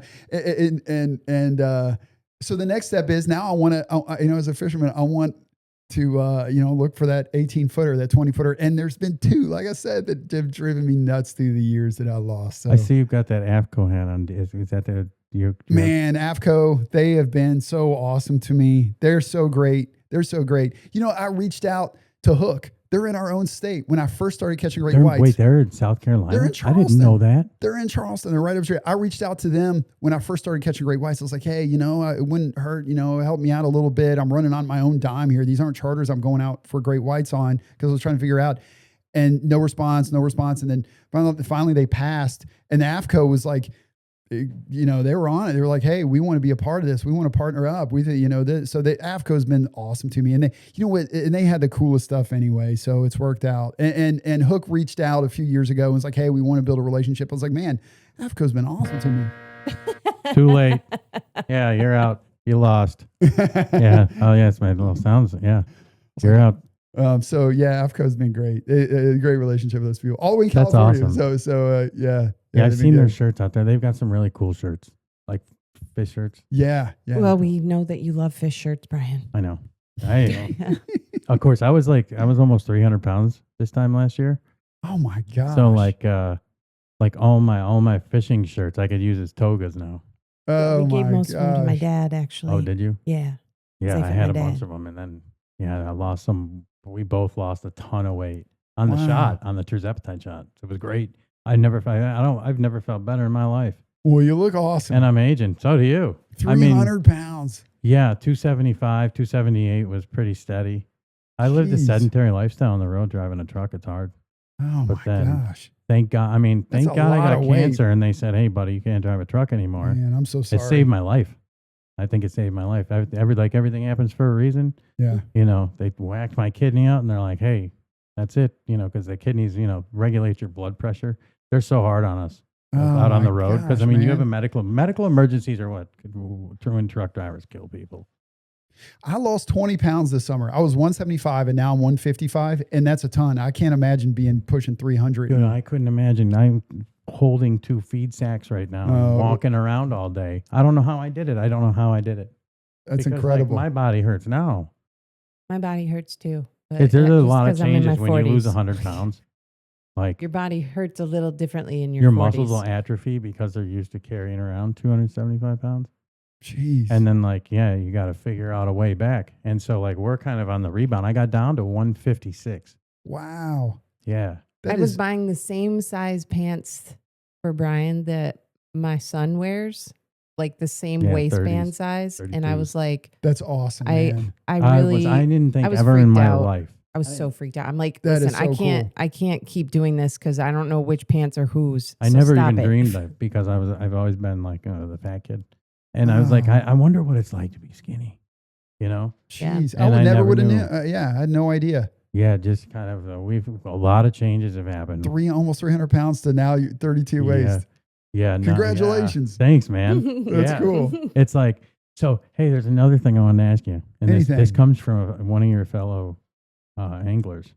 But what's going on with this other organization that's out there? OSearch? Oh man. Search. Tell us OSearch. what you can about it. Okay, I could talk hours about it, but I'll keep it relatively short. I caught the first 12 sharks on that, first tiger sharks on that shark tracker. And, man, at the time I thought it was an awesome relationship. I was like, you guys, it's so cool what you're doing and stuff. And through time, I realized, you know what? It has nothing to do with the science that they say. It's all about the publicity they're getting and how much, and for example, media would call, like I was tagging these sharks on my own dime, these tiger sharks, and they would say, I still have the emails, and they would say, hey, make sure you don't talk to any media, forward it all to us. I'm like, wait a second, I'm the one going out. I'm the one catching these things. It's my buddy Brian Fraser that's putting the tags in them. Why can't I talk to the media? No, forward all of it to us. They want you to go through their PR person? Well, they wanted to make all the news. Yeah. They wanted to make all, and yeah, I'm a fisherman. I live on me. I need media's advertising. And so I was like, well, I'm doing this for free. Can't you at least throw me a bone? Let me make some headlines here. Maybe I'll get some bookings from this. And I was like, all right, this is still pretty cool. I'd love to see where these tiger sharks go. I'm just curious, what happens with them and stuff. And just through time, I was like, I was already getting a little skeptical how they didn't like me doing that. And then I was like, hey, if y'all ever need any help with great whites up in the New England area or in California, I'd love to be on the boat. Oh, okay. Hey, we'd love, here I am, just, they were kind of cold, towards that. And I was are like, they a big commercial operation? Huge. They've got huge. a massive boat they're Oh, going on. yeah. So you can't miss them. It was a huge boat. And then I remember reaching out and saying, hey, I have Yamahas. Could you give me your Yamaha guy? I'm going to repower. Maybe you can give me a deal. Oh, yeah, sure. And it never comes. No big deal. It's okay. It's fine. But then I started catching great white sharks. And then they didn't. They were down here and getting skunked. And they hadn't figured out how and where and stuff. And so they reached out and they set up a conference call. And I already knew what was going to happen. And I didn't want to. I want to do my own thing because I watched a lot of their videos of them hauling these great whites out of the water, and I saw they got kicked out of South Africa, California. They're not allowed in Massachusetts anymore. Stay water. All these places don't want them, and here they are. You got scientists that say, "Hey, Chip, don't pull these 100-pound sharks out of the water. It's going to kill them." It's got to be bad. And here they are pulling out 2,000 pounds. It's funny. I had this one guy that was attacking me on Instagram. He's like, Chip, you can't pull these black tips out of the water. It's bad for him. You're going to end up killing them. And I go to his page and he's on their boat. Yeah. And he's like, there's 2,000 pounder out of the water. And you're like, wait a second, you just told me it's going to kill the sharks, bringing them out of the water, and here they are sitting for 15 minutes. There's got to be some trauma pulling a 2,000-pound fish out of the water. So I just saw some videos. They don't have a crane, do they? No, they're just they just lift them out of the water, and remember what I said earlier about how my number one concern is killing these things. I do not want any of these sharks washing up on the beach because Dr. Domeyer out of California, he said it best. He said, you know what, if you kill one of these things, I'm here to clean up the mess and you get to move on. And that's how I feel. It's like, well, if one dies, and I think there's a much greater chance of killing a 2,000-pound, 3,000-pound great white if you haul it out of the water versus letting it swim on the side of the boat. So anyway, they called up and I was like, not only do I not want to show you where I go because the whole world's going to go, no, because that's back also when I thought they were only in one spot. Not only do I not want to show you where I go because I don't want to show the whole world, but I think it's risky doing what you're doing. And I said it in such a nice way. And man, this guy, he just went bananas on the phone on this teleconference. He just became furious. And I'm like, I watched you on TV, man. You were my hero for years. And he's like going off just because I politely said, no, I'll pass. I think I'm going to do my own thing, work with Dr. Scomo. And he was so furious. And he called Charleston and said, hey, we need to wash our hands of this guy. We don't want to be involved with him anymore. How can we, just all these awful things. Charleston calls me, tells me. And then I find out that their other person, their chief scientist, went to a shark panel and told all the scientists I work with, well, you don't need to be working with any fisherman. I'm not going to name his name. I'm not going to say his name, but you guys don't need to be working with him. And then here's another one that really upset me. My friend Michelle goes on their boat tour and records a boat tour. And somebody asks about sharks, and this guy goes off on me to this crowd of people, and it was completely fabricated. They were like, yeah, there's this guy Chip in Hilton Head, and he only catches his great whites by following our shark tracker. He's doing such a bad job releasing that he's almost cost the Atlantic White Shark Conservancy their permit, and he's gut hooking all of them, and he's from California, just complete. And I still have the audio. I still have all this. And I sent it off. I've got a great defamation attorney. Oh my, it was crazy, man. Lies. I listened to this. I was like, do I want to go down this road? I don't want to. I don't want to get in a lawsuit. But I watched this like, you know what? You're my enemy number one. Not only did you tell a crowd of people on a boat tour a completely fabricated story, but you have a shark scientist that went to a panel and told people not to work with a certain fisherman, pointing to me. And then you also called Charleston. So two different ways they try to get me out of the game. And then they openly spoke bad about it. So can they get you out? Do you have some special license to go fish these things? In state waters you do, but now because of them you don't. So back when I started, you did. What license is it? You need permit. You need a permit. You need a state permit if you're in state waters. But if you're not, to tag the shark to catch a great white. Yeah, because legally, if you catch one, you're supposed to release it immediately. It's a gray area because when I first started catching them, there was no laws on it down here. It was very strange. So they're saying Chip broke the speed limit. Now we're going to make laws. That's how laws are made, man. Yeah, I mean, Jimmy goes 75 miles an hour and kills a family of 4. And now we got to go 35. So Chip starts catching these great whites, and now you got to So what I'm doing is obviously 100% legal. But working with Dr. Scomo and Dr. Winton with Atlantic White Shark Conservancy it's been awesome. I mean, I'm working with the top white shark scientists in the world. But yeah, so I don't wish ill will on those guys, but they're not exactly my Yeah, you gotta kick that guy back on there. She's good though. It is what it is. I think every business has some competition. And I love competition. I love fishing tournaments and all that stuff.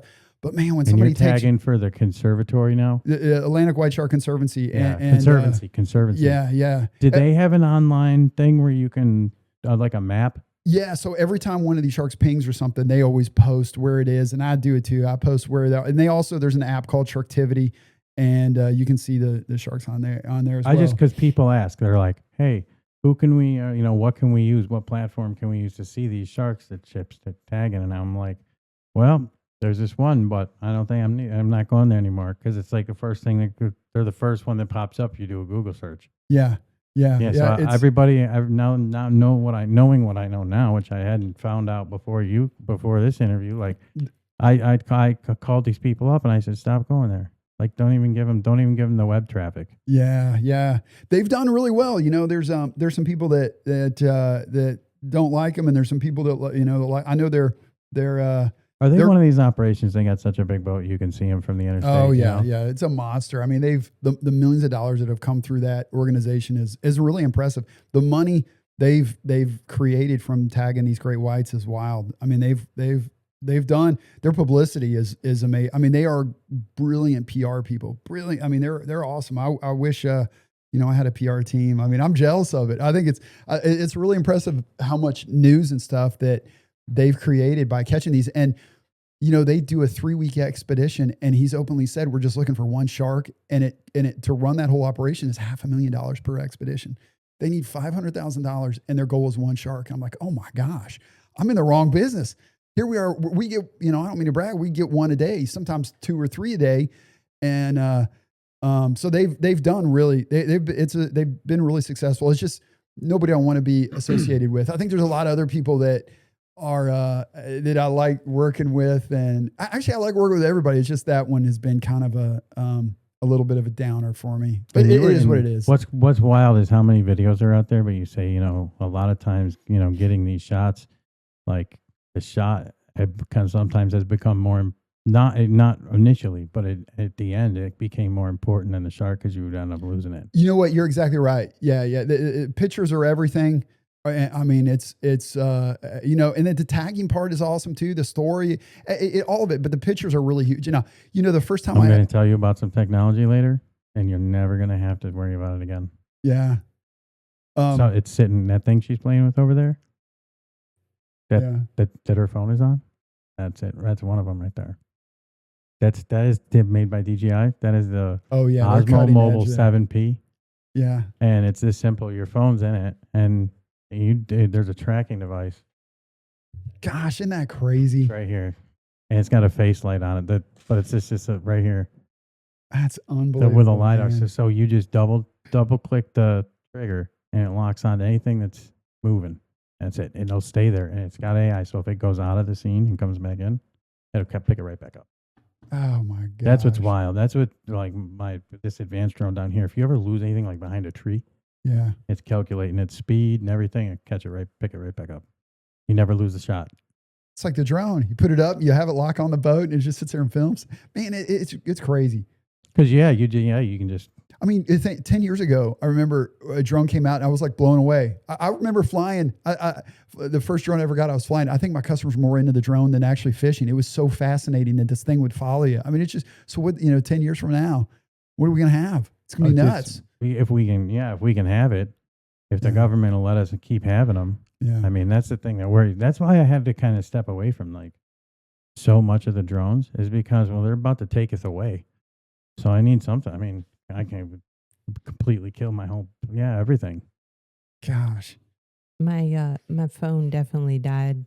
Oh, did you not have it plugged into the battery? Oh no, it was plugged in. It's just been we've been podcasting. Oh yeah, for like we should probably almost 2 hours. You probably got it. What time? This guy's like, it's like 1 o'clock in the morning. I could just rattle on about sharks all night. What other? Let's see if we can get this commit.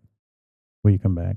Yes. Let me tell you, did you have fun? Absolutely. Did you have fun? I've so many more questions. You know what? And I got a ton of crazy things that happened. I trying to think. We were talking about something just before we went on that it was like I wanted to tell you, but I can't remember what it was. But yeah, there's a lot of crazy. You have got more stories about how. You know what? I got a lot of crazy people that I've had on my boat. I think I have do you my had charters on there. You taking anybody famous out? Aside from yourself? No, definitely more famous than me. He goes out with somebody famous every day, folks. No, I wish. Nothing too crazy. I had Sergio Garcia book me once, and they had to cancel. And then I had a guy call me and wanted to do a show with Tom Brady a few years ago with great whites, and it didn't work out because of the weather. And then just a few things kind of didn't pan out with some pretty cool people I'd like to meet. Do you think I could take a whack at who you want, who your dream guest is? Go ahead. I bet you're going to know who it is. I got two. Okay. There's two. One, Jennifer Aniston. How did you know that? Because I know about you. Oh my gosh. You're so weird. I told you, I'm like, you're one of my You guys are heroes. honed in. Man, And that's then, wild. dang it, the other one, I just lost it. The other one is, You're scaring me. give me a minute, but I know Jennifer Aniston's the one. You know what? For years, I really wanted John Calipari. That was my other one. Yeah, I knew it because he named his dog after Cal.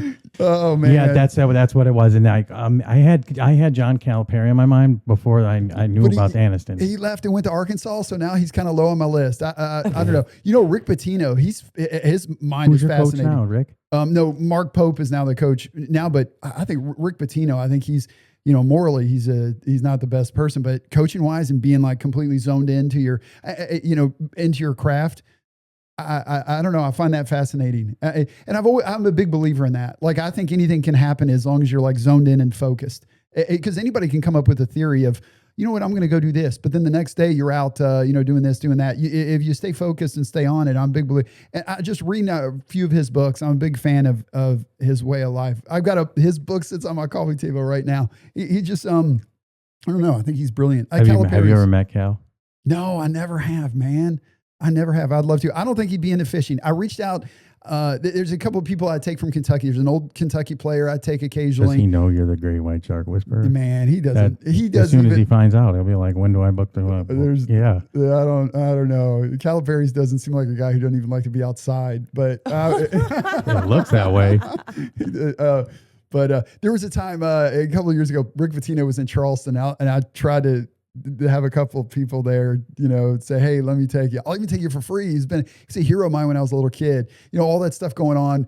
Then he got into, with the prostitutes at the dorm and cheating on his wife and all that stuff. Then I was like, oh my gosh, why Patino? He was such a smart guy. Why are you going to go down that road? But yeah, I'd still love to pick his brain on certain things. He's retired by now. He's won some national championships. I mean, yeah, it's like, but Chip, I'm sure Chip knows he's like not going to be doing this in his 60s. Yeah, anyway, I don't. You think you're going to hold up? Gosh, man, I know you want to. This is all changed 2 years ago. I'm calling out one of my customers, one of my favorite groups. His name, the Prices. They're from Tennessee, and they come in every end of August or September, and they were on my boat a couple of years ago, and I'll never forget.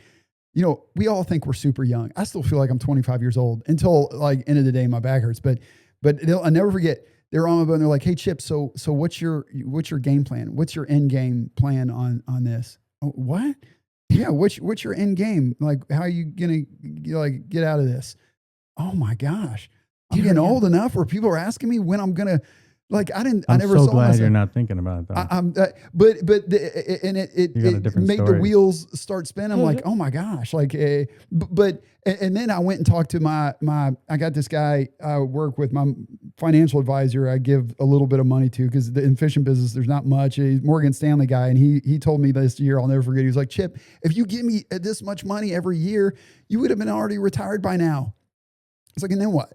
And then I'd still be fishing. Like, I'm going to fish probably till I die. If I retire, I'm going to be on the boat. And after a vacation, I'm going to be on the boat in a few days. And I really love taking people out and surprising them. I love repeat business. It's the foundation of my business. I need that repeat business. But you have a lot of it. There's so much fun taking a new customer out, and they were me when I was there. Like, you can't sleep the night before. You're super excited, and you finally hook into that hammerhead or that tiger shark, and they're real smoking, and they're like, "Oh my gosh, Chip, I'm so scared. I'm so nervous." I love being a part of that. I've been that guy that hasn't slept when going out at 4. You gotta leave at 4 and go out with these guys, or 5. What time do you leave? In the summer, I leave at 8 o'clock. It's not bad. No, in the great time. white, yeah, we leave at like 4:30 in the morning. 5 minutes. It's oh my God, yeah. I mean, that's. But anyways, yeah, you go and you don't sleep because you're so excited, and then you go out. And let me tell you, I don't think I tell people, I'm like, I can't drive home. I didn't sleep because I get so excited about fishing, and then you crash for a day and a half because you just went out and had the biggest adrenaline rush of your life. Yeah. And I can't imagine these people must go out with you are like, well, when we go back to Hilton Head, let's see if he's got the whole week. Yeah, it is. Do you have people that take their whole week? The whole week, I do. I got a guy from England this year that I've never even met. we've only talked a few times on the phone. He booked an entire week in August. That's took awesome. Took the whole week. And he said his dream is to catch a tiger shark and a hammerhead. He's like, how many days do I need for that? I'm like, well, I don't need fishing. You never know. He's like, all right, well, I'll take the Monday, Tuesday, Wednesday, Thursday, Friday. I'm like, oh my gosh, I've never met him. I've got a few groups like that'll take like 4 days. There's another group out of Michigan, the Gless group, and they're hilarious. They're absolutely hilarious. Every year they book me for the entire week. They're great. So I got a few. I'm really lucky with that. And I need that. I need that type of business. But as far as I don't know if I'm ever going to be able to walk away because I think it's so much fun. I think it's a blast. There's some times in August and even times this time of year when it's so hot out there, I'm not having fun. And those are the worst days, aren't they? It just happened like 2 days ago, 3 days ago. It was so hot out, so hot out. And I wanted to tell my people, like, you know what? I'm waving the white flag. Let's go in. This is too much. But I did. I grinded out. They're under the T-top, and I'm out on the back deck, setting out a couple lines and stuff. And you know what else drives me crazy? I don't know. It's late. I'm just gonna pour it out. Kids, these young kids. I get some terrible kids on my boat, and so I try not to take young ones. It's the generation. Expectations are through the roof, and there's no patience. There's no patience. Because they live in a fairy tale land. You gotta catch something immediately, or they've got they're just not too long ago. I've got my back to them, and I've got 3 kids on the boat. They unraveled my T-top, and my T-top's flopping in the wind. You gotta be kidding me. And I turn around, I look, I'm like, oh my gosh, what'd y'all do? And they're just bored, and they're bored, and they're anxious, and they're up there unweaving the middle of the water. They unraveled my T-top. The thing is woven to a bar. Yeah, and they had to unweave it. Wrong with people. And I, and there's only That's so your much. shade. There's only so much I can do before I get a bad Google review, or there goes my tip. Or I told him, you do that again, I'm going to throw you in the water, and this ain't the place. I wish I could do that. I got a buddy of mine who says some crazy stuff like that, but if there's a little cut in the cushion, man, they put their finger in that cushion and they start digging. Next thing you know, it's the size of a golf ball, and it's like, and then it's a tennis. But the kids, the younger kids are tough, and not only do really good with them though. I saw a video where I don't know how you have this much going on in your peripheral. Then when you know what I'm about to say. Go ahead. You had, I don't know which shark you had hold of. I think it was the hammerhead, but you were like, hey buddy, could you just turn that about to 2:00 and get the hell out of my, you were the nicest guy about it, and yet he's got a fucking monster. He's holding on to the leader, and he's like, this line might wrap around my arm, and he'd lose a hand. He knows how to handle But the situation. you saw that, like, you were looking that way. Oh man, you know what that's from? Just making so many mistakes. You know what I'm talking about right now? No, that video? I don't. Your background. You probably don't even realize you said it. I try to be nice about it, but I don't want. You were super nice about it, nicer than I would have been. But it's really hard giving instructions, but staying in the positive area, because you have some people that really, a lot of these people have never seen the ocean before. So you're coaching them, but you don't want to go too far where you're going to offend them. Right. Because there's only so many times I can say, like, no, don't turn sideways. Don't turn side. No. Because you don't want this to be a negative of me constantly like criticizing or you want to keep them on track, but still it's weird. Yeah. It's kind of strange, but with the little kids, oh my gosh, man, I tell you, there's very few, and I tell you, it's the girls are better than the boys. The boys are terrible. The little girls will sit in the front, they'll just look at birds and look for dolphins. You're so good at dealing with them, like the ones, the girls are definitely better. So I try not to take any kids because every parent says the same thing. Like, oh, my kid's great. We take him fishing all the time. And I'm like, what's the difference? It's a little boat, and I can go an hour or 2 hours without a bite in the hot sun. How's he going to do? And they all say, you can't get in the water. Yeah, you can't get in the water. So it's always, the kids are my toughest. They're my toughest ones to please. So I have a question. So I'm not going to tell people like how do people get a hold of you to book us? You can call me. I don't know. Do I give my number? Do I give my number on this? Or you can go to my web. You could. That's up to you. My website is outcastfishing.com. And then you can follow me on Instagram or Facebook, Outcast Sport Fishing. Or my phone, I really don't. I pick up occasionally at night. You're probably going to have to call and leave a message. Yeah, the guy's busy. I'm 50-50 on the text messages.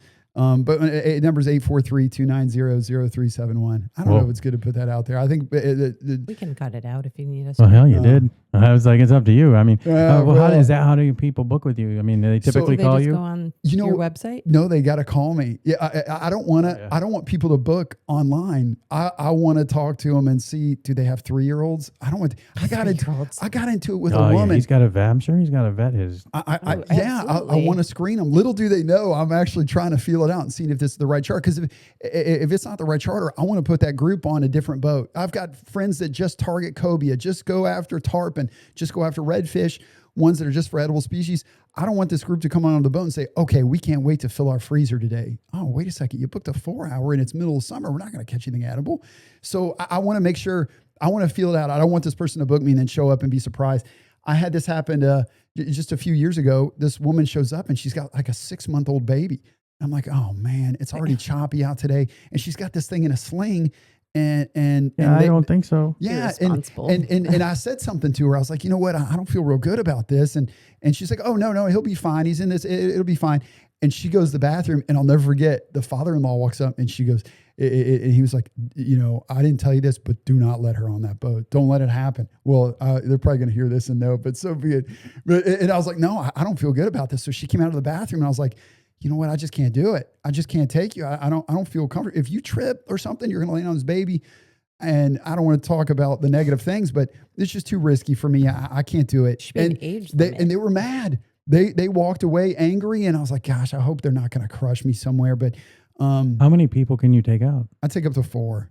Four and you? People. Me and 4 others. Yeah. That's boat capacity 5. So a boat of 5. Yeah. Total 5. Me and 4 customers, and that's all you. That's boat max. Legally I can take 6, but my insurance company prefers I take 4. And so right now it's just me and 4 others.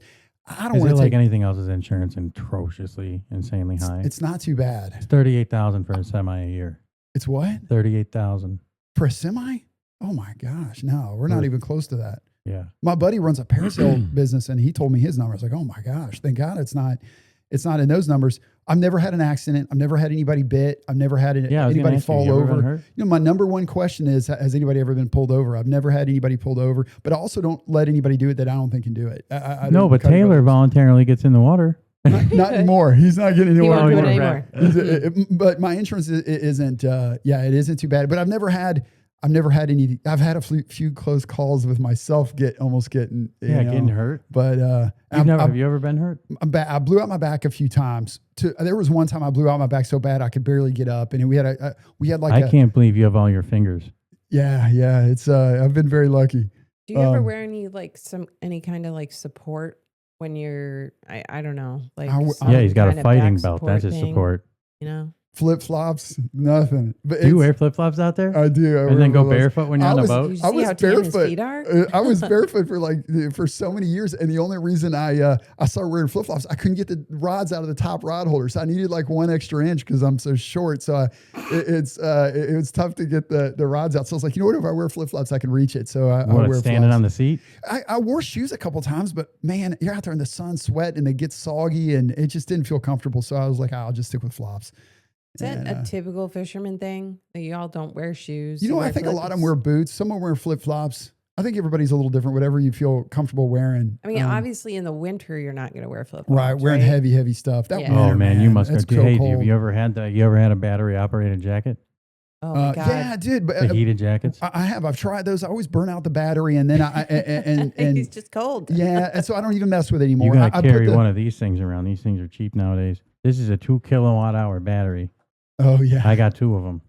Yeah, wow. They're made by DJI. They're for right now $300, $400. I'm under you got all day battery. I'm under so much stress the day before I go for a great white. Like my clothes, I don't even think about it. I'm just thinking about I got a chart out and I'm already studying. Okay, if the current's going this way, tide's going this way. Tide's going this way, wind's going to go that way on incoming. I'm already thinking. I don't ever think about. I'm so stressed. I tell you, there is. The one thing I wish I could take out of it is the pressure. I hate it. That's the one thing I hope I can get to the point where I don't have to run a few charters for great whites. Your pre-trip is more stressful to you than anything else, probably. The people that come down, you don't want to disappoint. And these people are coming in from Michigan and New York and Canada. This guy from England. The summer charters don't bother me because I know we're going to get something big in the summertime. But the winter times, because there's nothing to fall back on. If we don't catch a great white, there's nothing I can fall back in. And their eyes are already, they've already thinking great white, great white, great white. We have. Unless they want to go catch some bottom feeders. We want to. You know, I tell them the truth. I don't want to oversell it. So what are your odds? One winter, I'm like, well, it's about 90%, you know, 90% of the time. Some winters it's 50%. Sometimes it's 100, you know, but still they come down and you're waiting and my stomach is turning until that fish shows up. And I don't want to sound miserable, but it's not pleasant. So I'd like to get to the point where I'm not, I don't have to run charters for great whites anymore. I can just take my buddies. I think your record alone, you get one every time. Yeah, close to it. But yeah, let me tell you, as many dream times, dream days as I've had out there, I've had some miserable times, man. This one, you know, the pastor I took for Lee Beth, this guy was in tears. He said it was the best day of his life. And we named the shark after his daughter and it was perfect. It was flat, calm. Everything went perfect. The fish was amazing. It was enormous. We put a first shark ever down here to get a camera on it. But the first time I ever took this guy, I was really excited. And it's the nicest guy in the world. And it was the most miserable fishing day of my life. We took this guy out and the weather changed. The seas got huge. It started raining. Waves were crashing in the boat. And the seas were enormous. And in the rain, and I look back at this guy and he's sitting on the floor so he doesn't fall the boat. That's how big these waves were. And he's taking waves in the face and it was cold and I just felt terrible. Dude, I'd be behind that shield with Chip. Oh, man. Okay. There's a windshield. That's the best part. That's the best place. I already told you can go out with Chip.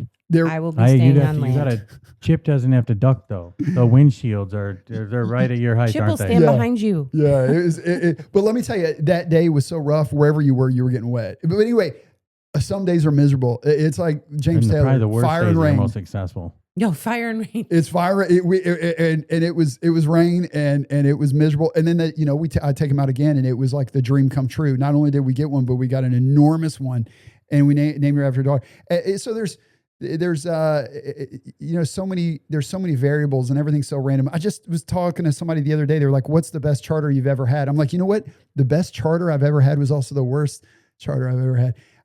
There was one day we went out there and we caught so many tarpon that I lost track of it. This is like 15, 18 years ago. And I had this group in from Ohio, and typically my Ohio groups are my best ones because they're so thrilled just to be on the water. Like everybody complains about them driving around here. Oh yeah, there's a lot of them down here. But when they're on the water, they're the most positive people. I guess it's just because they're happy to be here, but the least expectations. But we caught so many tarpon. We had such a dream day. And there was one woman on there that wanted a shark, and we caught it. We didn't catch it, but like a 5-6 foot in her shark. And it was such an awesome day. And we got back to the marina, and they didn't want to pay. What? And I couldn't believe it. I thought they were joking at first. Because of the guarantee? It was after the guarantee. I wasn't guaranteed, but their friends said they wanted to go after these tarpon instead of sharkfish. So we targeted these tarpon because they were everywhere, and we were doubled up. We had two on the entire. I've still never seen a day like that day where they were so thick, and we were just one after another. It was just madness. I've never seen anything like it. And I told them that. I don't lie to my customers. I was like, you know what? You can go to Costa Rica. You'll never see a day like that where you literally, as soon as it hits the bottom, you got a tarpon on. And it was so much fun, 100-pound fish jumping all over the place. And I remember one of my buddies, Jim Clark, he was like, well, how many have you caught? I'm like, you know what? I lost track. I don't know how many. I was running back and forth so many times. And, but anyway, we got back to the dock. You don't ever roll the dice with the sharks like that, do you? Throw two lines out? No. Have you ever seen two of them together? Yeah. Come to your boat? I did. I years and years ago, I used to run two big rods in the summer, and we hooked two tiger sharks at the same time. One ran that way, the other one ran that way, and I didn't know which one to chase. I was like, oh my gosh. Yeah, what do you have? That's what I'm saying. I mean, you roll the dice and then see that's probably a horrible situation. Yeah. So just with two tourists that get some 2.5 or 4 pound drums on, and that can be a wrap. I mean, they're twisting their lines up constantly. Yeah. It's different with a big fish because on a big fish, you have to go after it. If it's over 10 foot, you got to go after it. If it's under 10 foot, we can sit still. But if you hook two tigers like the one time that we did, one goes that way, one goes that way, we're going to have to break one off, or we're going to lose them, or, it's just a little too chaotic. And I need to kind of monitor my people. It sounds like I'm a control freak, but it's really one error and you lose the fish. And there's a lot of ways to lose an animal that large. So yeah. Dude, I've never been in a boat when somebody's caught something longer than my arm. I don't think. Maybe my. Oh yeah, we got to go sometime, man. I think I got like a 30-pound cobia once, but I mean that's not that big. That's a delicious fish though. It is, but it's not big. What's your favorite fish? To eat or catch? To eat. Oh, I know which that is to catch. I don't know if anything can beat a true fresh mahi or cobia. Those two right there. If you catch them that day, like you go to the restaurant, like I go to Kentucky and they're like, our fresh catch of the day. I'm like, come on, this thing's probably 3 months old. But there was this tournament. You catch mahi off here, don't you? Yeah, you just got to go a good ways out there. There was a tournament we used to have, and there's a tournament my buddy Mark throws.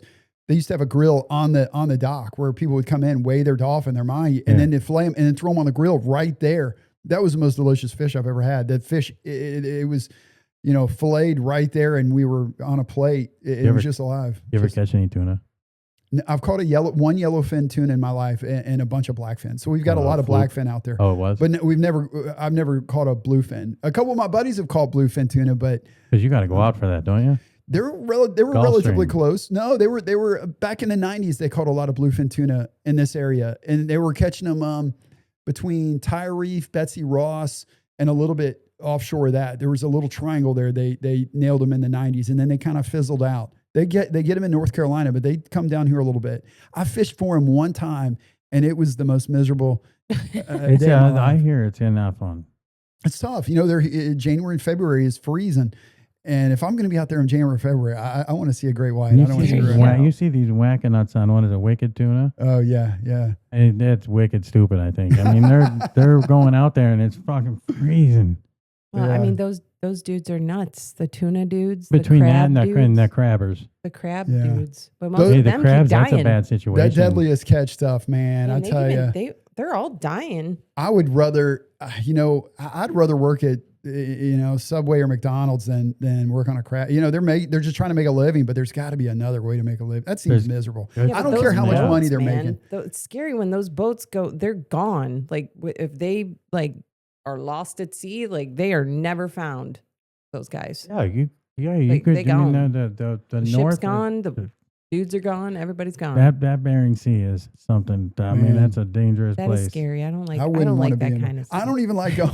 That's hardcore. You got to be really hardcore to be into that, or just trying to provide for your family, maybe. But it has to. Seems like there's got to be the crab fishermen are screwed, aren't they? There was not a season this year. Is that right? I don't know about that. I think it was this year, last year. The government said because of the way they were moving, I guess they didn't come in far enough for the breeding season or something. So the government was like, you're not fishing for them this year. And that's when crab went up to like $26 a pound last year. Was that last year?